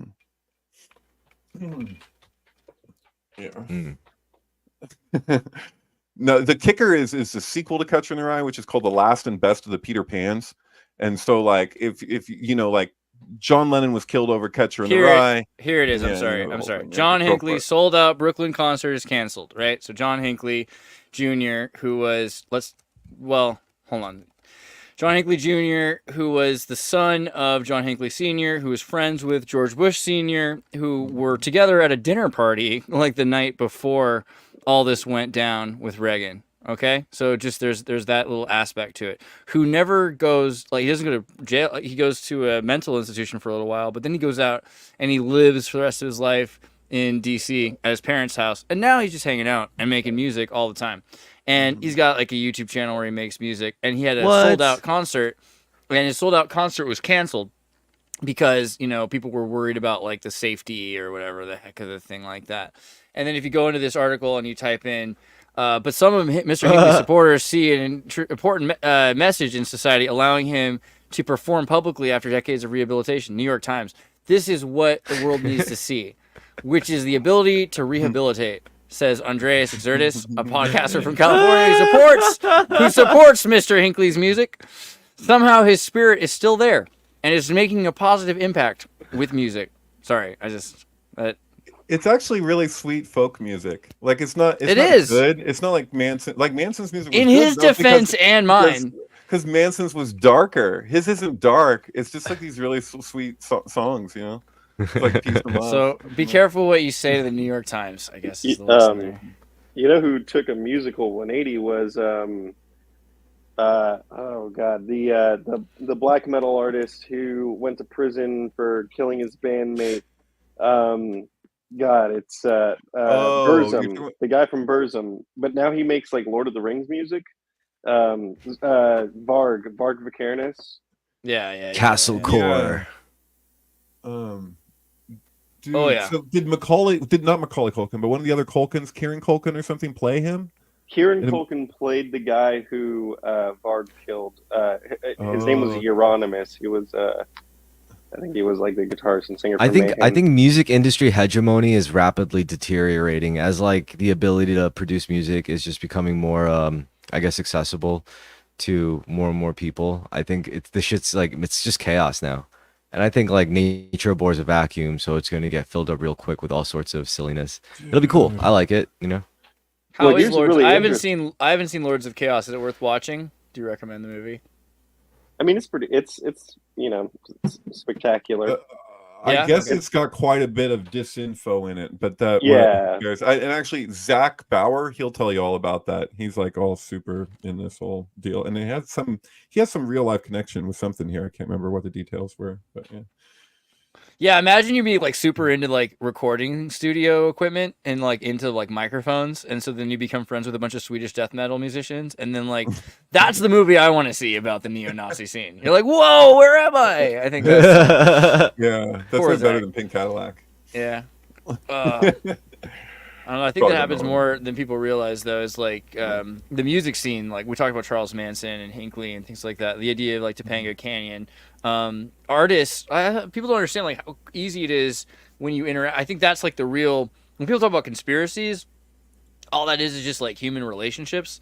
So the less people interact in real life, the more these things seem like magical. That when people meet and then they make some art together, I got a funny story about that. So you know how like I'm into like sword stuff and shit, right? Yeah, this is a ninja. Okay. So you know, a lot of times like we come into contact with guys that do HEMA or HEMA, Historic European Martial Arts. It's like a revival effort for like I guess people to like examine. It's an adorable LARPing, right? LARPing. No, I'm just kidding. But they use real shit, you know, and they use like super heavy swords that you can't swing around. While like a Korean kid with a sword could like cut you into 30 pieces and put you into boxes and clean the ground. It took you to swipe one of these. They try to be legit, and they do have like cool swords. Like they actually have the tech to make like use homogenized steel to make like these cool, beautiful European style swords. But anyway, I'm just saying my money's gonna be on you. I'm just saying, like it's kind of like a David and Goliath thing. The bigger they are, the harder they fall. All right, keep going. No, it's all good. What I'm saying is, even in there was a case where like the top guys. You know, like the guys who were like the best at this, they would win all the tournaments. You know, I'm pretty sure I met one of them, and he was like really good. But there was he was like under fire because apparently he got like caught espousing some vaguely neo-Nazi beliefs or something like that. This is, like, by the way, the like, gnarliest comment I think I've ever read, and I kind of want to know more. I was trapped in a sword once. Oh my god, bro! Are you all like what the? I'm telling you, man, cautionary tales. What kind of box saga is going on? I'm gonna need to know more about that one. I'm sorry. But that was just funny because like when you said that, like yeah, music. But even in like something as simple as like, oh yeah, this hobby of mine, historic European martial arts, is like, oh you got into some contact with like a purported neo-Nazi or whatever, like it's pretty funny. I mean, I don't know if they're actual neo-Nazis, but apparently like I read some of what their is like a neo-Nazi? David knows this better than a lot of people because he loved synchronicity films, and but it was like that. It was kind of like that stupid eye roll moment. They were like, oh yeah, that movie falling apart. Oh, no, falling down. I interrupted your story because I'm horrible. But like, there's that movie with the guy who's stuck in traffic, falling down. You know what I'm talking about? Where he gets. So like in that movie, he meets like a guy who runs like a surplus store and has a bunch of like, German flags from the 30s hung up everywhere, like Disneyland. It's not like he's a real like. What does it mean to be a neo-Nazi? Like that's not like it's not a real thing. He's based his whole life on a Hollywood Halloween show. It's not the real, That's kind of the point. They do a good job of communicating that his fucking fantasy around whatever this means for him, it might as well be. And that was the thing that I didn't understand for a long time about when Wilhelm Reich and the mass psychology of fascism is the way he uses the term mysticism in terms as it applies to psychology and politics and stuff. Because his whole premise is that we create our political parties out of neuroses. It's not. And that people generally relate to that backwards. They think that we're becoming neurotic because of the political parties and because of all the enthusiasm around politics. But Reich was arguing it's the other way around. We're neurotic through our civilization. Like the more mechanical everything becomes, the more demand of your work, of repetition, and all these things, the more that we sublimate our energies into these other places. So it's like we're building our political structure out of that neuroses, and so it's destined to collapse. But the thing with how he relates to mysticism, he seemed to treat it in a negative way, and I wasn't getting that. He wasn't talking about the same mysticism that I'd see from somebody, say, like Blake or something. Like his treatment of it is the way that we imbue the symbols, and it's like connected to a kind of tribalism, which is acting out of a very very low level of relating to one's people around you, and I don't know, it's interesting. I wanted to find the picture of the Chinese LARPing thing where they've got like Chinese people dressed up as Star Wars stormtroopers and as SS soldiers, and they're like running around. But holy like there's shit. Yeah, like you gotta also understand, like it doesn't take more than like a generation and 1,000 miles or something, like an ocean. No, I was trying to tell people. I was at a parade with on the 4th of July with a convertible that had an RFK standing up in the back. Some people were offended. They're like, "Oh, how would you do that?" And it's like, no, you need Secret Service. Like yesterday, that's his statement or whatever. But there was stormtroopers in front of us, like Star Wars stormtroopers, like a bunch of them. And I was explaining to some of the people around me who were mostly older that I was like, you realize they're called stormtroopers because of the Nazis. I was like, they had them at like Obama's White House at one point. They had like a stormtroopers came in and did a little dance in like the main area there in the White House. I was like, really? Stormtroopers? Yeah. Like, okay. I mean, this is look at it. Like she's wearing contact lens to make her eyes look blue and dressed like Harry Potter. It's like Harry Potter, okay? Wait. This is what when you're talking about. I'm just trying to make the point that when someone says a neo-Nazi, what I'm seeing isn't the same thing I think a lot of other people are seeing. I'm seeing what sucks? It's like someone's saying they're neo-Nazi, like saying I'm a Slytherin. Like you ever see those pictures of like the really hot Argentinian girl, and she's of like Nazi stock or something? Are you saying the Dragon Ball is about monkey people becoming Aryans and fighting deconstruction? They become the Ubermensch. So Frieza is an effeminate weirdo. He's like the ambiguous genderless character. And then Cell is a combination of all the different fighters in the universe, basically. And he's Both just of like them are trans. he's as well. a very effeminate, like a giant, like weird gay man. And then Boo is the most deconstructed blob of just nothing. He's my favorite. I fucking love Boo so much. He's my favorite fucking character in the But whole it's franchise. weird to think like they're monkey people who become blonde, blue-haired, blonde. Yeah. No, I got it right away. I was just kind of shocked with the lack of segue, but it's pretty clear. Yeah, no, you're right. Like that's. Well, it I only can happens segue. after- I could after they segue cut from the there, break but I don't think I off, want so. to. That was also based Sorry, on like go this old mythology, like Son Goku and all that shit.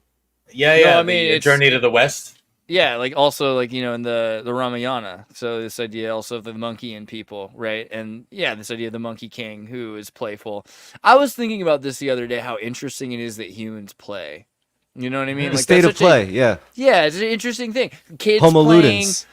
Parents set up kids to play with each other like it's normal. Like like they Yeah. have to go to the bathroom, they have to eat, they have to sleep, they have to play. You know who does a big study on? I think the guy in this world that actually the most prolific guy that spends the most time studying like the human state of play is Hideo Kojima, because that's how I came onto this idea of like really focusing on like the significance of the human state of play, how we use play to explore, how we use play as a form of therapy. I mean, think about it this way: like people could say like video games are stupid. I think video games are very important because for one, like not everyone can be a fucking space marine or a space pirate or like a cop solving murders. Like not everyone can be that. Like some of us have to do shitty jobs and stuff, but through video games everyone can explore how they would be in those like situations and stuff. And I think that in itself has value. And I think Hideo Kojima knows that. And like when he talks about like I don't know. I feel like he's got that sense of like what video games are really supposed to do. Hideo Kojima is a genius, but he's also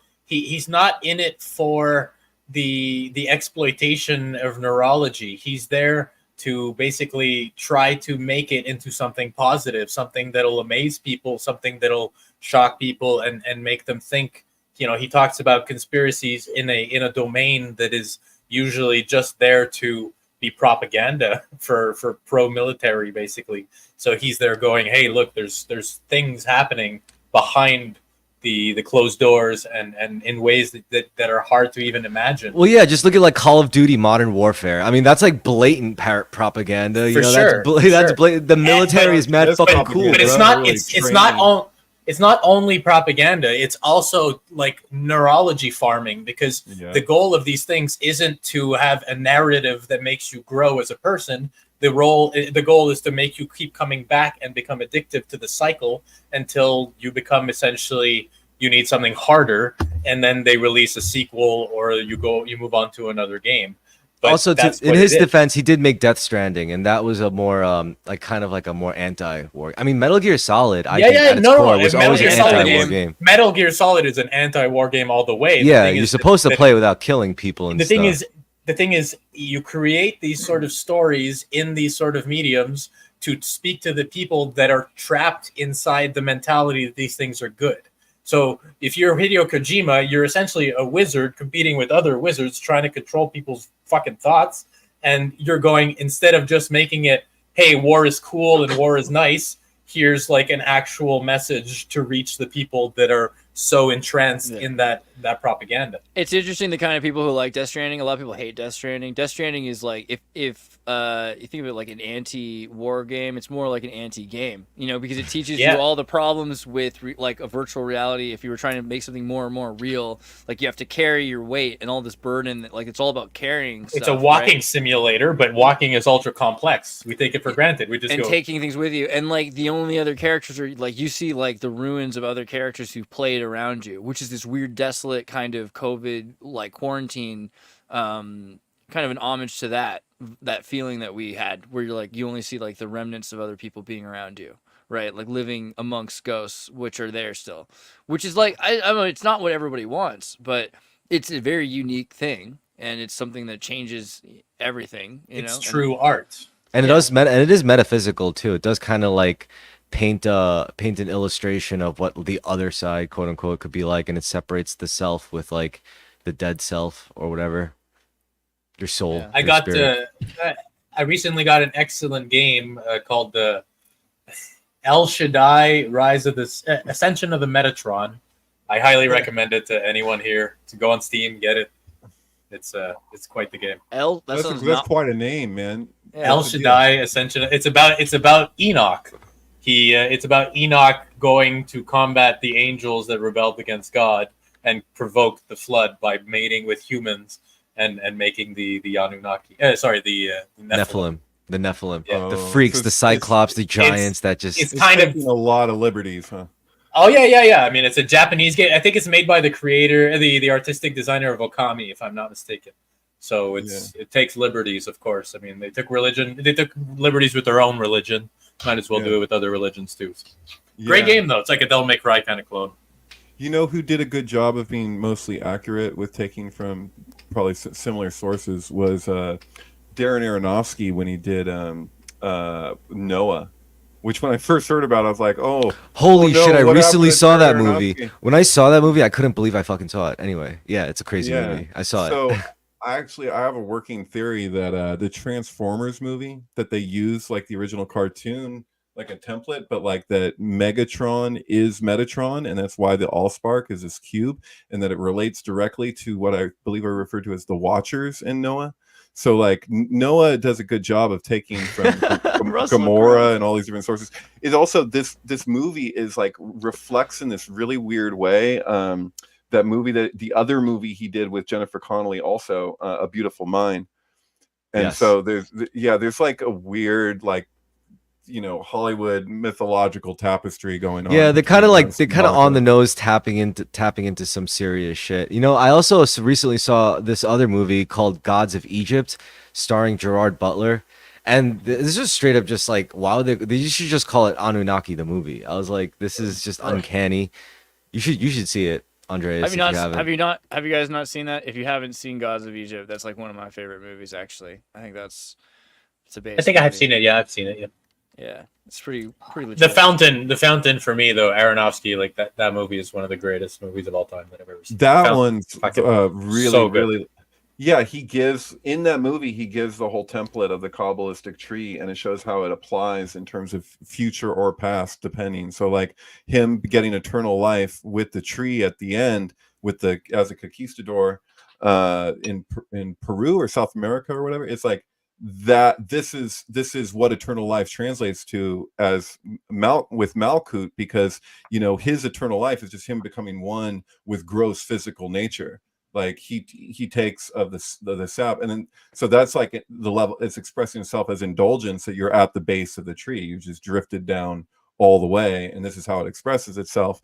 And then you'll see as he moves up in that sphere, that's like it's literally like the rise of the Shekinah to get union with the supernal above, but union with her masculine counterpart. That seed at the end, when he drops the seed in the grave, like that unifies it all together. So he's showing like he's at the center of it all. But like you literally, the end of that movie, it shows it in both directions. It shows eternal life for Malkut, and it shows eternal life for Keter. And the understanding is supposed to be that Keter meets Malkut. That this representation of the Kabbalistic tree, like to draw it out like this, is extremely misleading.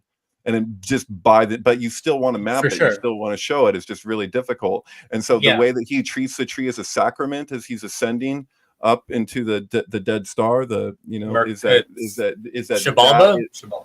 Shabalba, yeah. So that's like he's literally like, this is what it means to be chosen people. Ultimately, it's anybody who chooses this. Like, you choose to align yourself with that and everything that's demanded in that. You choose to be chosen. Right, exactly. And so that's also something Martin Luther King liked about that debate between James and John about who would be at the right and left hand of Jesus. And Jesus is, it's not for me to decide, it's for those who are prepared. So it's not won by favoritism but by fitness. And so that's him ascending, is like, that's why it relates to the Shekinah. It's like he's holding the sacred feminine there, and he rises, and it's like in the middle of those is just the world where he exists, where he goes to her grave, Well, to mention, if this is the story of Adam, the first man, and across all of it's kind of like an archetype of he's an archetype of all humans, and that symbol of the dynamic between the wife and the mother, the wife and the father, like endless loop of I don't want you to die. I want you, like, the attachment that people have to each other. But it's lived across multiple lifetimes, and he maps out how many lifetimes it's been on through his tattooing on his arm. The snake skin. Right, which you'll also notice in that movie Noah at the beginning when he does the tefillin and he actually uses snake skin. I think is he doing it with his son or something? Yeah, he does the ritual. And it seals itself to him, like as if to say that this is the origin of where tefillin came from. It's really trippy. I've also seen like it reminds me of like that Hasidic thing that they do when they do the prayer. They have the thing on their head and then they wrap something around their arm. Oh, that's what I'm referring to. Yeah, it's tefillin. Yeah. Okay, sorry, I didn't know. I didn't know the term. It's funny because earlier you were showing the statue, the Japanese statue with the thing on his head, and I thought you were suggesting that it looked like tefillin. And then there was what you were saying, the Star of David. Although the hexagram is everywhere in the world. Like I don't think anyone owns that geometry, or to say that it shows up somewhere that it necessarily. To me, it's supposed to be representative of the Merkaba. That's how I view it. My favorite is, we talked about this yesterday, is Twister, because in Twister at the very end there, they like ground themselves to the temple and they take the leather strap and they to fill in his arm and wrap himself with the woman in order to save themselves. It's like the best ritual in Twister. Did you all catch the series finale of Loki? Yeah. No. Oh my God! And I never made the tefillin thing before. Oh, wow. Is there a tefillin connection in that show? Oh yeah, I never thought about it, but I didn't see the last episode. Spoiler, because it was like years ago now. Tell. Okay, so timelines are tied together. Go ahead. Yeah, no, I have that. Timelines are tied together. Did we just talk about how the tefillin is a wrapping thing? Like he does this thing where he grabs them and he's pulling them and he has to wrap the universes, right? Like I think isn't that the thing? Is he like wraps it? I haven't seen it since it came out. He becomes like the loom. He becomes the loom, and like the tree like sort of like emerges from him, like providing stability to all the timelines. Isn't that crazy to put into the hands of the god of like mischief and deception? Like we're creating such a weird myth. I think that's just good comic book material. Like if you're used to reading Marvel comics, I don't believe in applying the word just to comic book material. Okay, my bad. You're right. Because I mean, it's just this, but like, yeah, but they're using gods, and this is more than just entertainment for sure. Dude, but yeah, wrapping the tefillin, that's the way that show ended. Fascinating. Never even thought about it. It totally is that. I'm both honest. It's crazy. It's crazy. Pretty epic. Man. Well, all right. It makes me think of the loom from what's Wanted. Wanted, yeah, the loom. I remember that. Yeah. The loom, they're able to read I reality. Trumpelstiltskin. No, wasn't it?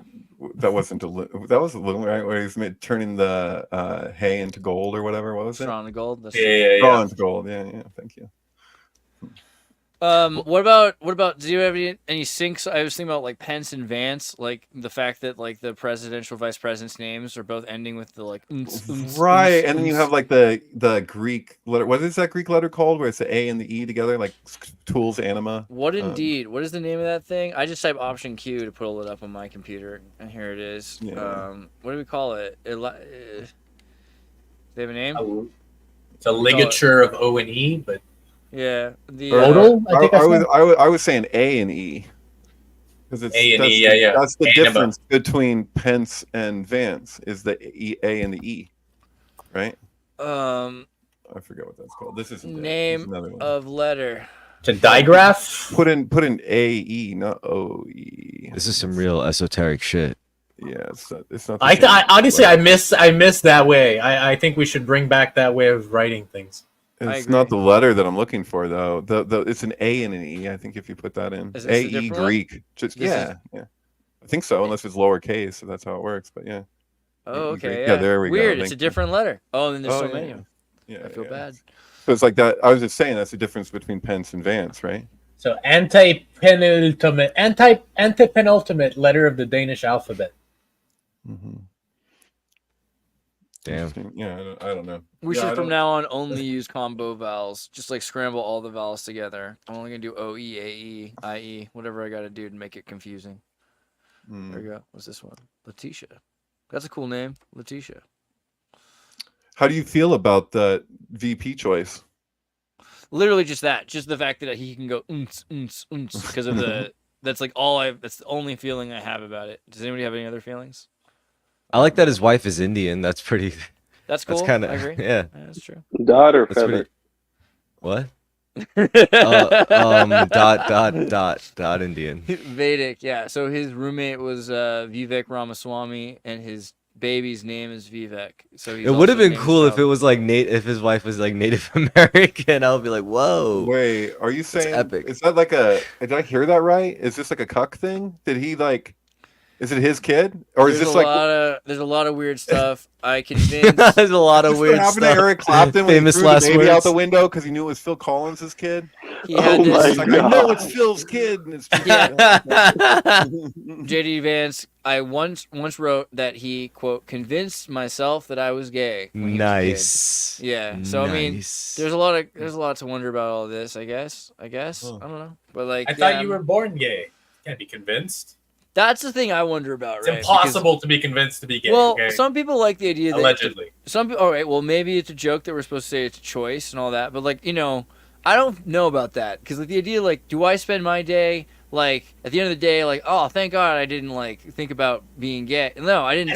Thank God I wasn't gay today. Like, that's not a choice I made. You know, I like agree. I don't think it's a born choice. This way. I'm not feeling the born in the wrong body. I don't think it's a choice. Does not make sense. Born this way? Sure. Well, and the other thing about that that's complicated is the idea that like, so God supposedly doesn't like homosexuality, but then like can't stop making them. Like, what's up with that? Like, it's like I know it's like it's all a you thing. You should just stop until I can fix the system. No, I think what God hates is flags, and that people just like heard it wrong. God hates flags. That's a God fact. hates flags, God and hates we're flags. just like we keep waving flags and making it into this whole other thing. Yeah, I don't know. Yeah. Does God hate flaggots? I'm not sure I know what that is. don't know what Is a that like a flag little is. tiny flag? That's the full word for flag. That's just how flag the real. Got it. Forgot. And It's an old word. does it use the AE? Old English. With the It's letters? a flaggot. It's a flaggot. Well, I think thought this you goes were back. saying, This goes like, back a to this goes flagette. back to what you were saying before, right? Like if not for like some supreme order, then you're gonna have like let spirit take its course and but let look. let thou do as thou wilt, and see where the cards fall, pretty much. Which Look. I mean, No doubt, there's probably gay people that are born gay, but it could probably be programmed in some way. Like Sure, if you yeah. if you take a Chemically, child and yes. you go like, little boys are not supposed to like girls and it's wrong, and you fill them with this idea, and then they're just gonna be like, okay, I guess I'm supposed to like And boys. synthetic Oh yeah, no, hormones, it's a nature versus nurture problem. Yeah. So you can force it's always some degree of both of nature versus nurture. I was just making a joke more. I wasn't necessarily needing to make a huge philosophical point with that. I'm just saying, as far as slogans go, if somebody wants to say, "Hey, I was born this way," I can get with that a lot quicker than I can. I was fucking born in the wrong body, and so I'm like, and so you're irreligious. Usually people that say that, in my experience, tend to be atheistic or something along those lines, agnostic or whatever. I'm like, who was it that was born in the wrong body specifically? Like, if not a soul, are you talking about a jiva? Are we what are we talking about? So it's just that kind of, I don't know. I run into issues where like there's a defining terms problem. So like when people use a term, one person will use it radically differently than another. So like if I read Richard Dawkins' book and he's telling me what God is, but it's like this very specific thing that he sets up in order to have something to combat. So it kind of works as like a straw man he's using with himself. Like that kind of shit happens all the time. So I don't know. I mean, it could be the difference between the reason why penguins are gay and the reason why animals went from the sea to land. Word. yeah. As far as being born in the wrong body and being attracted to the same sex, because I couldn't like sexuality to me obviously doesn't seem like a choice, because I couldn't imagine who would choose to be attracted to majority of men. Aw. Come on. I'm just saying. Yeah, what a Takes burden all on women, types. Yeah. takes all types of people, you know. I mean, Right. there's entire like schools of men who don't even know how to wipe their own ass. You know, and these But people there's still but find there's wives and partners. but there's a Shout out, seat shout out to Red Fox for teaching us that we have to wash our asses. but there's a I've seat been for washing every my ass ever backside. since I went to India in my 20s. I have to use a lota. It's so like the preferred choice. Clean your hands well afterwards with Dr. Bronner's or whatever, but you don't have a dirty asshole anymore. Like fucking, who was it? Jack Kerouac, you wrote about that in Dharma Bums. We're saying you got these people, real nice business suits. They look all classy. They got their nails are all clean. They got their hair all, done, whatever, shampoo, conditioner, whatever. And they're walking around with dirty assholes. And they just act like that's normal. I mean, I'm kind of worried that like every facet of our life is like being pushed to be optimized. Like we got to optimize everything. We got to optimize the way we clean our asses. You got to get a bidet. You got to optimize what you eat. You got to don't need a bidet. You just optimize need a that. bowl, like a bowl of water. As long as you have access to water, you're good. It is pretty weird to not wash. Like, I feel like it's a weird Americanism that especially is responsible is after World War II, a lot of the soldiers who knew about bidets were accused of being in French brothels. Like, it was just not seriously, there was a cultural push against bidets. And in the 50s, when Americans could afford finally to have nice homes and build their homes and their bathrooms and renovate ways they wanted, that would have been the perfect time to introduce bidets to most of the American culture.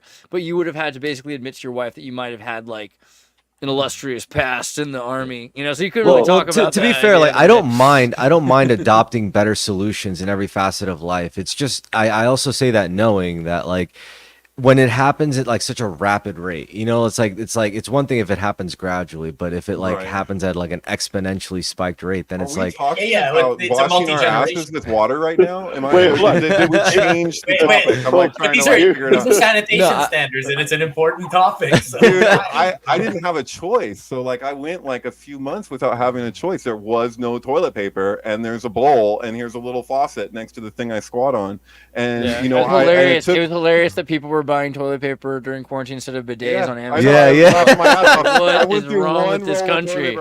I made it a point. That's I was French. like, I'm not even going to pick up any toilet paper when I saw everyone freaking out about toilet paper. God. I was like, I got my bowl right here. As long as I still have water, I'm all good. Wait, is that what the seashell is for? Yeah, Is that what the seashell is for? that's what the seashell's for. So all along, it's a thing to put water in. Or All candles, fine. a little bit of Well, they both had sometimes. three That's the future. seashells. They had 3 shells. So. You all know what they're talking about. But here's a deep philosophical question for all of you. How do blind people know when to stop wiping? They taste it. I don't know.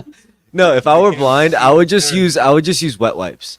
I would use a couple. It's the same way. I do not do this. So wasteful. You don't need wipes. But if you're blind, you get the handy. But if you're blind, you get the my handy. guttural response is afraid of their own. it's the same way vampires shave, like without a mirror. It is what it is. Oh, they get someone else to do it. It is what it You're is. saying. You just have to feel. They get one of their minions to do it for them. Maybe this is why vampires have like such long beards usually. No. What they if the don't- loophole usually for don't. vampires is that they invented webcams so they could shave? That might be like the deal. Oh. Did you guys see Can the archive? cameras capture them? Because aren't cameras like? Don't they need like some sort of reflections? I don't know. I can think of at least 6 movie stars that are probably vampires, but I don't know. With the Are archive, they though? you never know. Not anymore. I think they were. Wait, Yeah, no. I could think. What's a Vampire's Apprentice called? What? I don't know. No, this guy knows all the lore. He's got the terminology. He's got the encyclopedia. Oh, like they're Renfield? I don't know. Yeah, the Renfield. Renfield character. Okay, there you go. Renfield, Yo, could you imagine if you fell into a portal and like and it was like an alternate universe and everything was the same except that Trump had like a big beard, like a big giant beard, and you're like, this isn't. You're like, this that's isn't all? right. Yeah. Yeah. Krishnamurti used to say, "I don't care how long the man's beard is. That's not going to make him an authority on it." It's like I go to somebody. Oh, that guy! Did you see how long that guy's beard was? Like, Dude, you gotta listen to this dude. The shaven face is a weird Roman like youth tradition. So this article though I wanted to share before it was too late. It's archive.ph and it's like a saved article that was torn off of Forbes, written like minutes after the assassination attempt. I don't know, it was like within a couple hours. And it was, you know, a lot of these articles were like, was there a loud noise? He was rushed off stage. But this was my favorite. Will surviving gunfire be Donald Trump's next appeal to black voters? Wow. That's crazy. That's some PR shit right there. That's some Bernaysian shit. So what's the real? Well, it's because of what 50 Cent did. He did that concert with like 50 Cent, fucking Donald Trump in the backdrop behind his like set, and you know it was like, yeah, there you go. We gotta like look at that. Yeah. Look at that. Yeah. He put up like there's like songs about it. Many Men. That's such a great song. That's why I love it. Yeah. Many Men. Okay, it sounds like I think mini men, like mini men, like tiny little men. Right. Where's P Diddy? Where's But P this- Diddy vote or die when we need it? That's exactly right. Well, because that's the thing. They took him out right before all this happened. So there's Vote like or that. die. Vote or die. That seems like related in the weirdest way. That like why now with P Diddy, and it's like during the election cycle, right? You know? I just want to say that I'm thrilled about one aspect of this, and I don't know where it's going to go from here. But right now, I'm seeing a lot of people that I would normally never see entertain anything as a psyop, just totally taken to that. Hell Like, yeah, so leftists it's out like, the there's all these woodwork. people who just deny, like, it doesn't matter what it is. It's fucking Pizzagate. We're talking Alex Jones. It doesn't matter what 9/11. Whatever. No. And then they see this and they're like, what? We don't get to see the actual thing get hit. This is bullshit. I think the fucking, you know, like they'll just be like, it's fucking staged. And they're like, I'm seeing that from people who never say that. So I'm like, come on, a little bit more. Maybe if you can entertain this being a psyop, you know, with real elements, maybe you can consider other things in the past that may have been a psyop. Like when they shot the suspect for the bombing in Boston, you know, like at the docks the same day. Kill another lone gunman and we got no one to fucking question. Oh, great. They're going to leave it open. What I wonder is like how much of this article could have just been written by ChatGPT. Like, will Trump seize the apparent assassination attempt against him as an opportunity to meaningfully address the epidemic of gun violence in America? Will he deem unacceptable dangers to which citizens are exposed as through they go to school? I mean, yeah, like because clearly the lesson there was that you can trust your Secret Service and you don't need a gun. I got a question for you guys. I'm not a gun person. I don't know if anybody here is, but what are the calibers? What do they know the caliber of the gun that was used by Crooks? It wasn't a in his 22? AR-15. Yeah, to me, Was it a 22? That was it. Didn't sound that 223. 223. Okay, because the thing is, like, okay, and you can correct me if I'm wrong here, and I might be, so I could eat my hat. But like, I tried to do a bit of research at one point because I saw a meme a few years back. You guys have probably seen the same meme where it shows you an AR-15 and it shows you like a hunting rifle, and it's like, here are the specs, and here's what the hunting rifle is capable of. Here's what the AR-15 is capable of. And I guess the idea of it is that people see it and they go, oh, well, it's just a scary looking hunting rifle, which I've seen people say in the past. But is it true that an AR-15 has much greater bullet like velocity that can, like, if it hits something, it's more likely to fucking tear it up? Is that a true statement? That depends on barrel length. Barrel length. Okay, thank you. Yeah, I don't know about that. And velocity. I really do throughout the whole thing. I felt bad even since the beginning, and I didn't even know if this person was a piece of shit or like a saint. But right away I was like, I really feel bad for that rando that just got straight up like deaded, you know, just from the shooter mag dumping. Like after you hear those successive shots, and one of those just went through some random ass, like, apparently, I don't know, some a father yeah. was ducking his kid and his wife down under. She wrote a well, long that made it letter. even more sad. I was like, oh, now I know he was like a guy, you know, like that did that stuff. Now, Tenacious D is broke up, so that this is dude. the biggest tragedy. Trouble in paradise, you know, Jack Black, you know, like win on something with Biden or whatever. There's a bit of karma. I think there's karma in there for him. Yeah. What was that? What was that event? He was presenting to like support Biden. Yeah. And he was trying to. He wore a "Let's Go Brandon" T-shirt and like an American flag jacket. It was pretty basic. You know, people were saying that like he was doing it. People were saying that he was mocking the entire thing at the same time, and so, you know, like, fine, it's Jack Black, so probably, but like, maybe the universe was like, hey, here's your career. Right, it's like Roseanne Barr singing the national anthem or something. It's just like, did you guys? What were you thinking? I think but it didn't die out very fast. I think it's weird that people were upset at Jack Black at all, because it's like, okay, he did what he had to do. Like, he's like, and the idea that his friendship, that this guy's like gonna jeopardize. He's like, oh well, you're throwing your friendship over this. Well, no, like you're jeopardizing his career over your stupid, cringe political, like 5-second like stupid utterance. Yeah. It should have just been something that goes away. It just kind of like slipped it, like he just couldn't help himself because he's just like, oh yeah, which is fine. He should have said, my bad, I'm sorry, but he won't do that. So Jack Black has to say, I'm sorry. What's crazy is that he could have said that at any point in the last like 8 years, and it would have been fine. But now it's not fine. I thought he did. Didn't he retract it? Didn't he say like, I regret saying that? Yeah, of course. But a lot of those times when you see somebody apologizing for something like that, it just looks like it's a hostage video. You know, like, everyone thought somebody's apologizing, but just, you know, especially because they got deported from Australia over it, right? Yeah. But I mean, like, there's the times where it doesn't come across like a hostage video, even if it's something that's written. That's the time that I see people freak out the most, and it feels really twisted to me. Like, I felt that way about, not that I need to defend him necessarily, but Kevin Spacey. It was just like Kevin Spacey right afterwards, like, had like a public statement thing, and I really got the sense that this was not written by public relations people. I got the sense that this was written by him, and like he was like, I don't remember it happening. It was 30 years ago.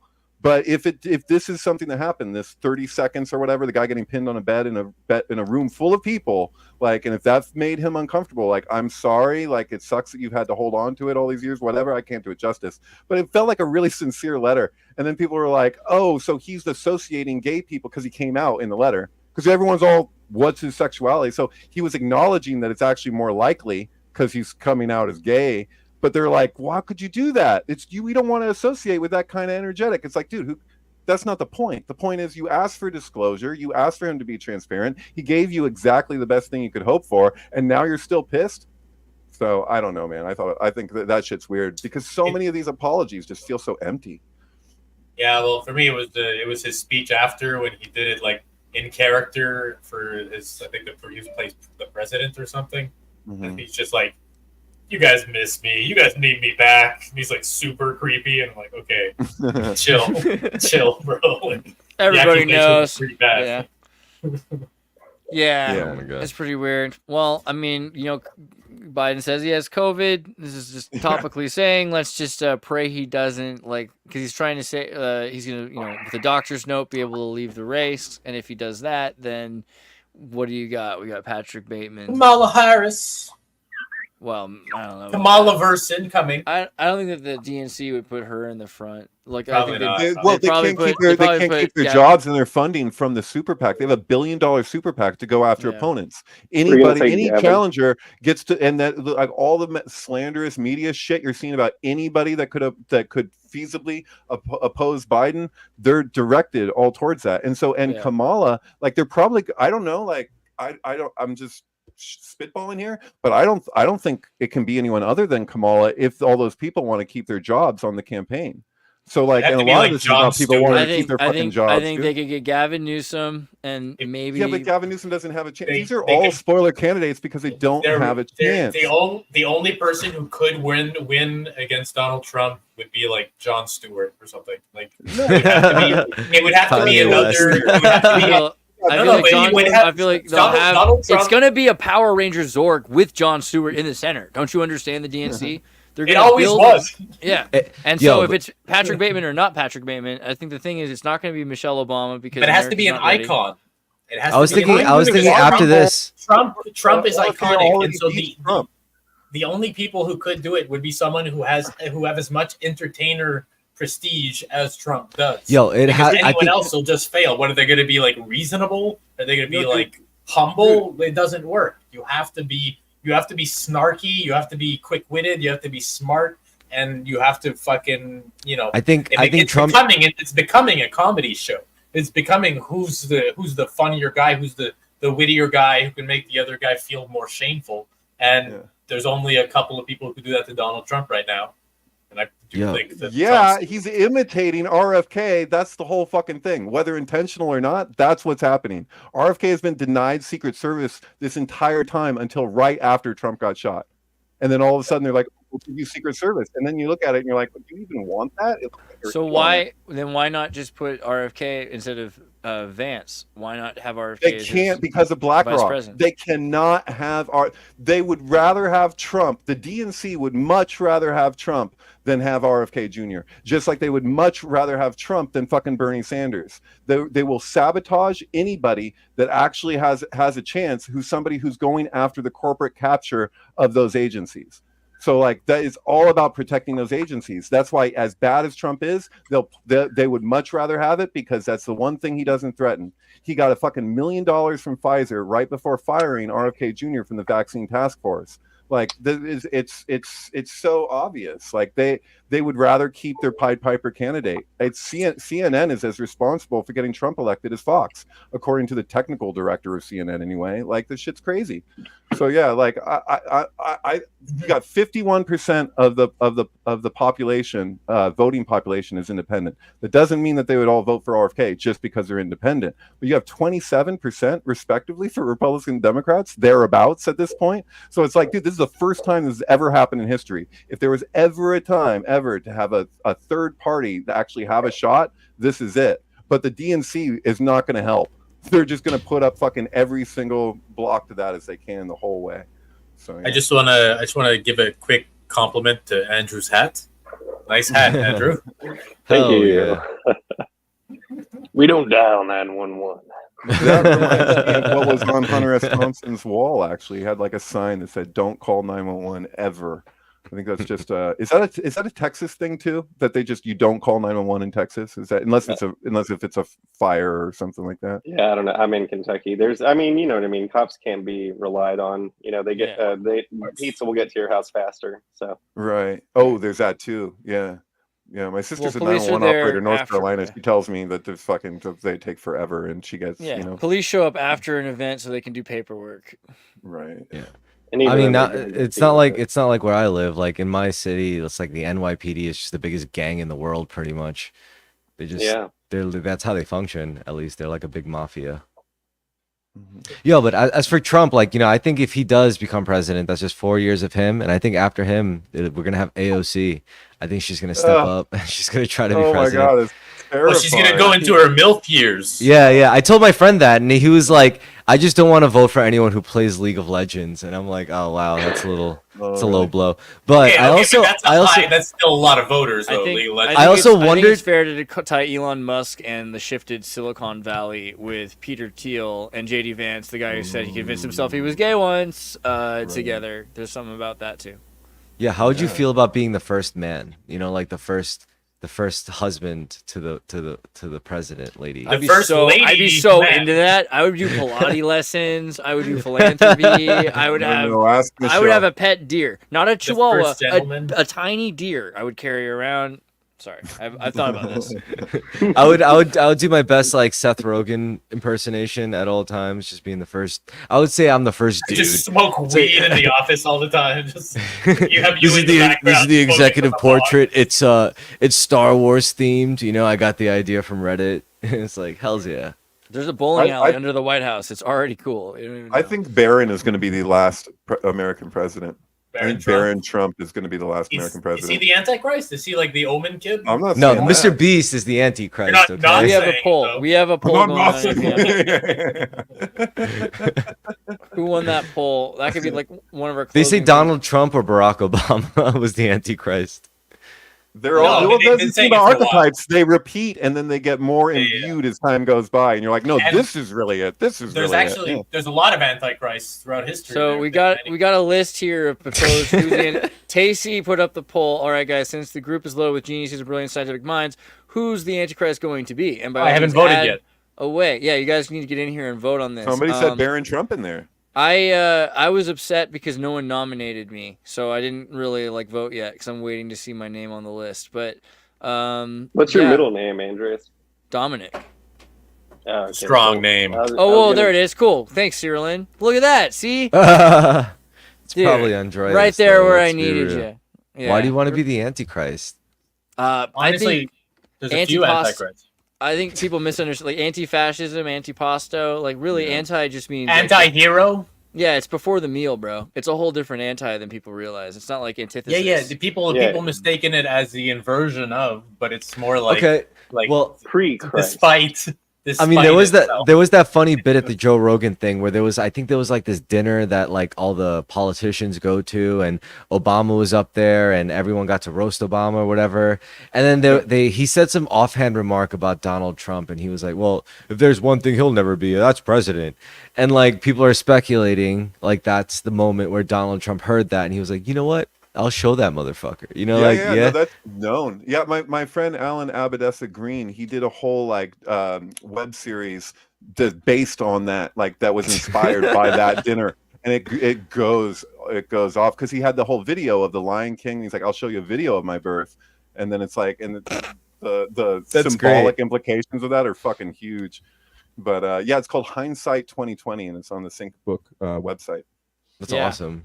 Actually, we could put some plugs in right now after the 2 hour mark. Let me go to the syncbook.com. If you guys go to the syncbook.com and you go to videos up here at the top, you have a choice. You can go between door 1 and 2. Syncflix is door number 2, which you can get all of David's research material, which is also available at MK Ultrasound's Twitter, which is pretty cool. x.com/MKUltrasound723. If you click on highlights over here, you can get all of his sync work, which is like movies with music, Rosemary's Baby with the Beatles. Here's Lana Del Rey's Honeymoon and Polanski's Bitter Moon. You know, you get the idea. Wicker I Man. love Lana Del Rey. Dude, well, then you'll love watching Lana Del Rey with You know what I'm saying? All right. No way. Yeah, way. Definitely go check out MK Ultrasound 723. And again, highlights for all of the work. But he's also on the syncbook.com. And syncbook.com, you can go to videos and click on the documentary he was just talking about, Hindsight is 2020. And there's like a few episodes here. Basically, you get to learn about like the 2008 to synchro adjuncts, like the change in the Pepsi logo, how Pepsi was associated with the Obama administration, how like there everything back and forth that happened there, the Lion King, the coronation of the Lion King, and how they actually showed the Obama video, and yeah, more and more awesome stuff there. I just want to mention real quick, the anti-Antifa isn't the inversion of fascism either, so Right. It has that totally. Hundred. No, that's that Nietzsche %. quote right there, right? That's like the example of like people fixated on monsters becoming monsters, and that whole thing. I'm anti this, and then it comes through the back door. How'd that get in? Yeah, you're not the anti. You're just the appetizer. Best be the anti. Yeah. Cool. All right. Anybody want to share like a plug, like terrorist.com, something like that? No, all I have is a message. I will say, align yourselves in mind, body, and soul. That's it. That's hot. See you guys next time. Trying. Bitch, let's be